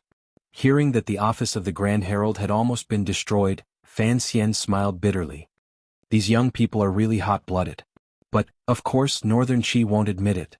If the people of the Kingdom of Qing found out that an enemy country could send assassins to assassinate people in the capital, I'm afraid there would be endless trouble between the two countries. Li Hongqing smiled bitterly. Trouble has already begun. His Majesty has already issued an edict. The envoy from Northern Qi in Yanjing has been driven out of the city, even their luggage. Fan Xian laughed mockingly. Dealing with outsiders is quite fast. Hearing the other meaning in his words, Li Hongqing frowned. I've been coming to see you for the past few days. You haven't recovered from your injuries, so there are some things I can't say. Fan Xian sighed. I don't know which life I've owed you. I treated you to a meal and then someone tried to assassinate me. After I came to the capital, I met you. You're the Crown Prince and you've always been straightforward. Why are you so hesitant today? Li Hongqing blamed himself. This is my fault. No one would have thought that the Drunken Immortal Tavern was a spy from Northern Qi. He thought for a moment. Today, I'm here to express my apologies on behalf of the second prince. He was going to visit you personally, but as you know, the situation in the capital has been rather muddled because of the assassination attempt on you. So, it's not convenient for him to come rashly. He smiled bitterly. You should know that many people are still speculating that the second prince and I were the masterminds behind your assassination, and that we were only trying to frame the crown prince. Fan Xian looked at him with a faint smile. Li Hongqing laughed. You're looking at me so mysteriously. Am I supposed to admit that I was the mastermind? Fan Xian also smiled. He believed that this matter was not done by the second prince, because losing the support of the Fan Manor was a loss that the second prince, who already had no strong support in court, could not afford to lose. At least, the benefits he would gain from framing the crown prince were far, far greater. With great difficulty, Fan Xian sat up on the bed. The servant girl helped him pour a bowl of water to drink. Seeing the figure at the door, he couldn't help but curse in his heart. He was clearly injured so badly, yet he kept receiving visitors. How could this be considered healing? This was clearly suffering. This time, however, the visitor was a stranger. He introduced himself as an official of the First Bureau of the Overwatch Council. He was currently investigating the assassination case on Yolan Street. Because this case involved officials of the court, and because there were rumors of some unclear background, all the files had been handed over to the Overwatch Council. How should I address you? A servant had already poured a cup of tea for the Overwatch Council official. Fan Xian squinted at him. This was the first time he had seen an official of the Overwatch Council anywhere other than the time he had bravely charged into the council. The officials of the Overwatch Council all seemed to have a deathly aura about them. This feeling made Fan Xian think of that accursed teacher Fei Jie again. I am Mu Tai. The official's lips were as thin as iron and his face was dark. Without any expression he replied, a few days ago, you were seriously injured, so there are some questions that I have yet to ask. Today I have come to ask. Please cooperate. Fan Xian frowned. It seemed that this official didn't know about the secret relationship between Fan Manor and the Overwatch Council, which was why he spoke like this. I'm tired. Let's talk another day. Mu Tai didn't seem to expect Fan Xian to refuse to answer his questions, and his expression turned ugly. Fan Xian waved his hand and asked curiously, the Council and the Ministry of Justice have already submitted the report. What else is there to ask? There are some things that are not clear. The official Mu Tai stared at Fan Xian's eyes. Fan Xian's heart jumped. He knew that the Overwatch Council was also suspicious of the archers, but what use was there in asking him? The only person he had offended in the capital was Guo Baoquan, the son of a mere civil official. He would not dare to collude with Northern Qi. As for the Crown Prince, That was something that even Fan Xian could not say. Fan Xian pulled out the token that Fei Jie had given him from under his pillow and tossed it over. We're all on the same side. If you have anything to say, just say it.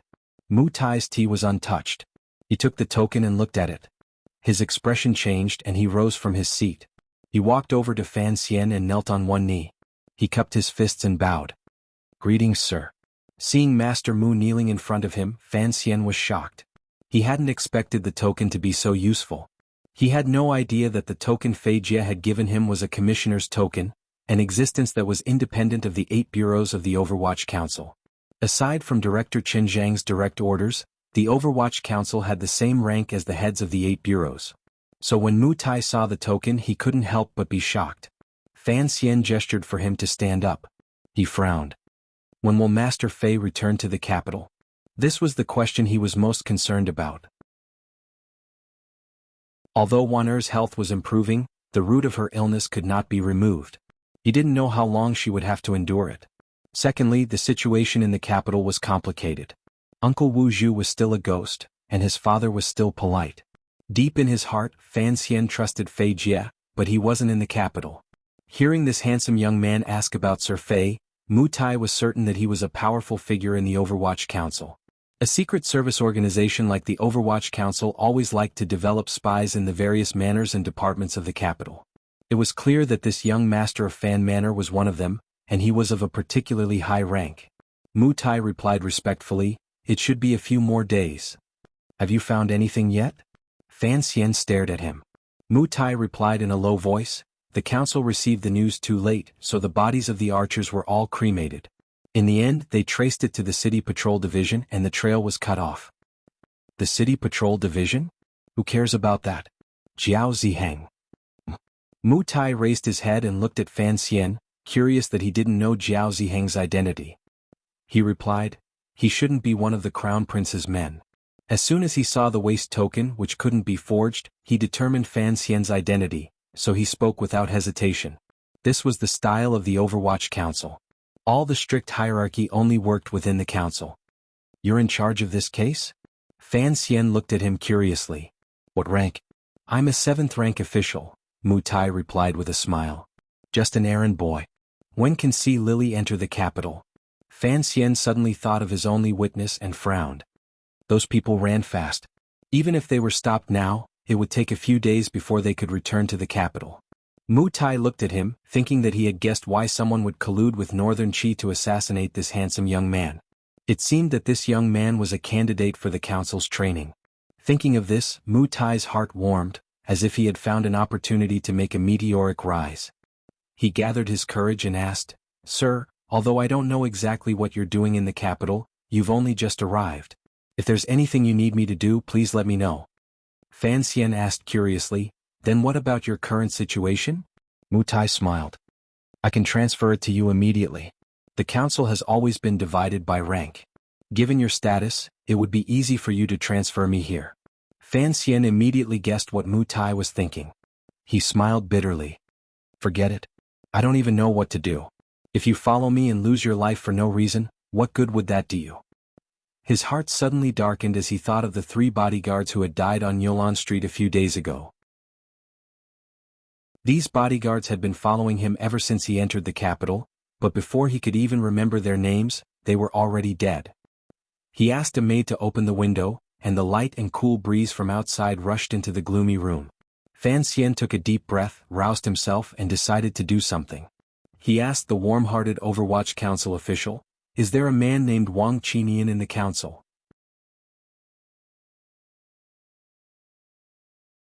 Chapter 92.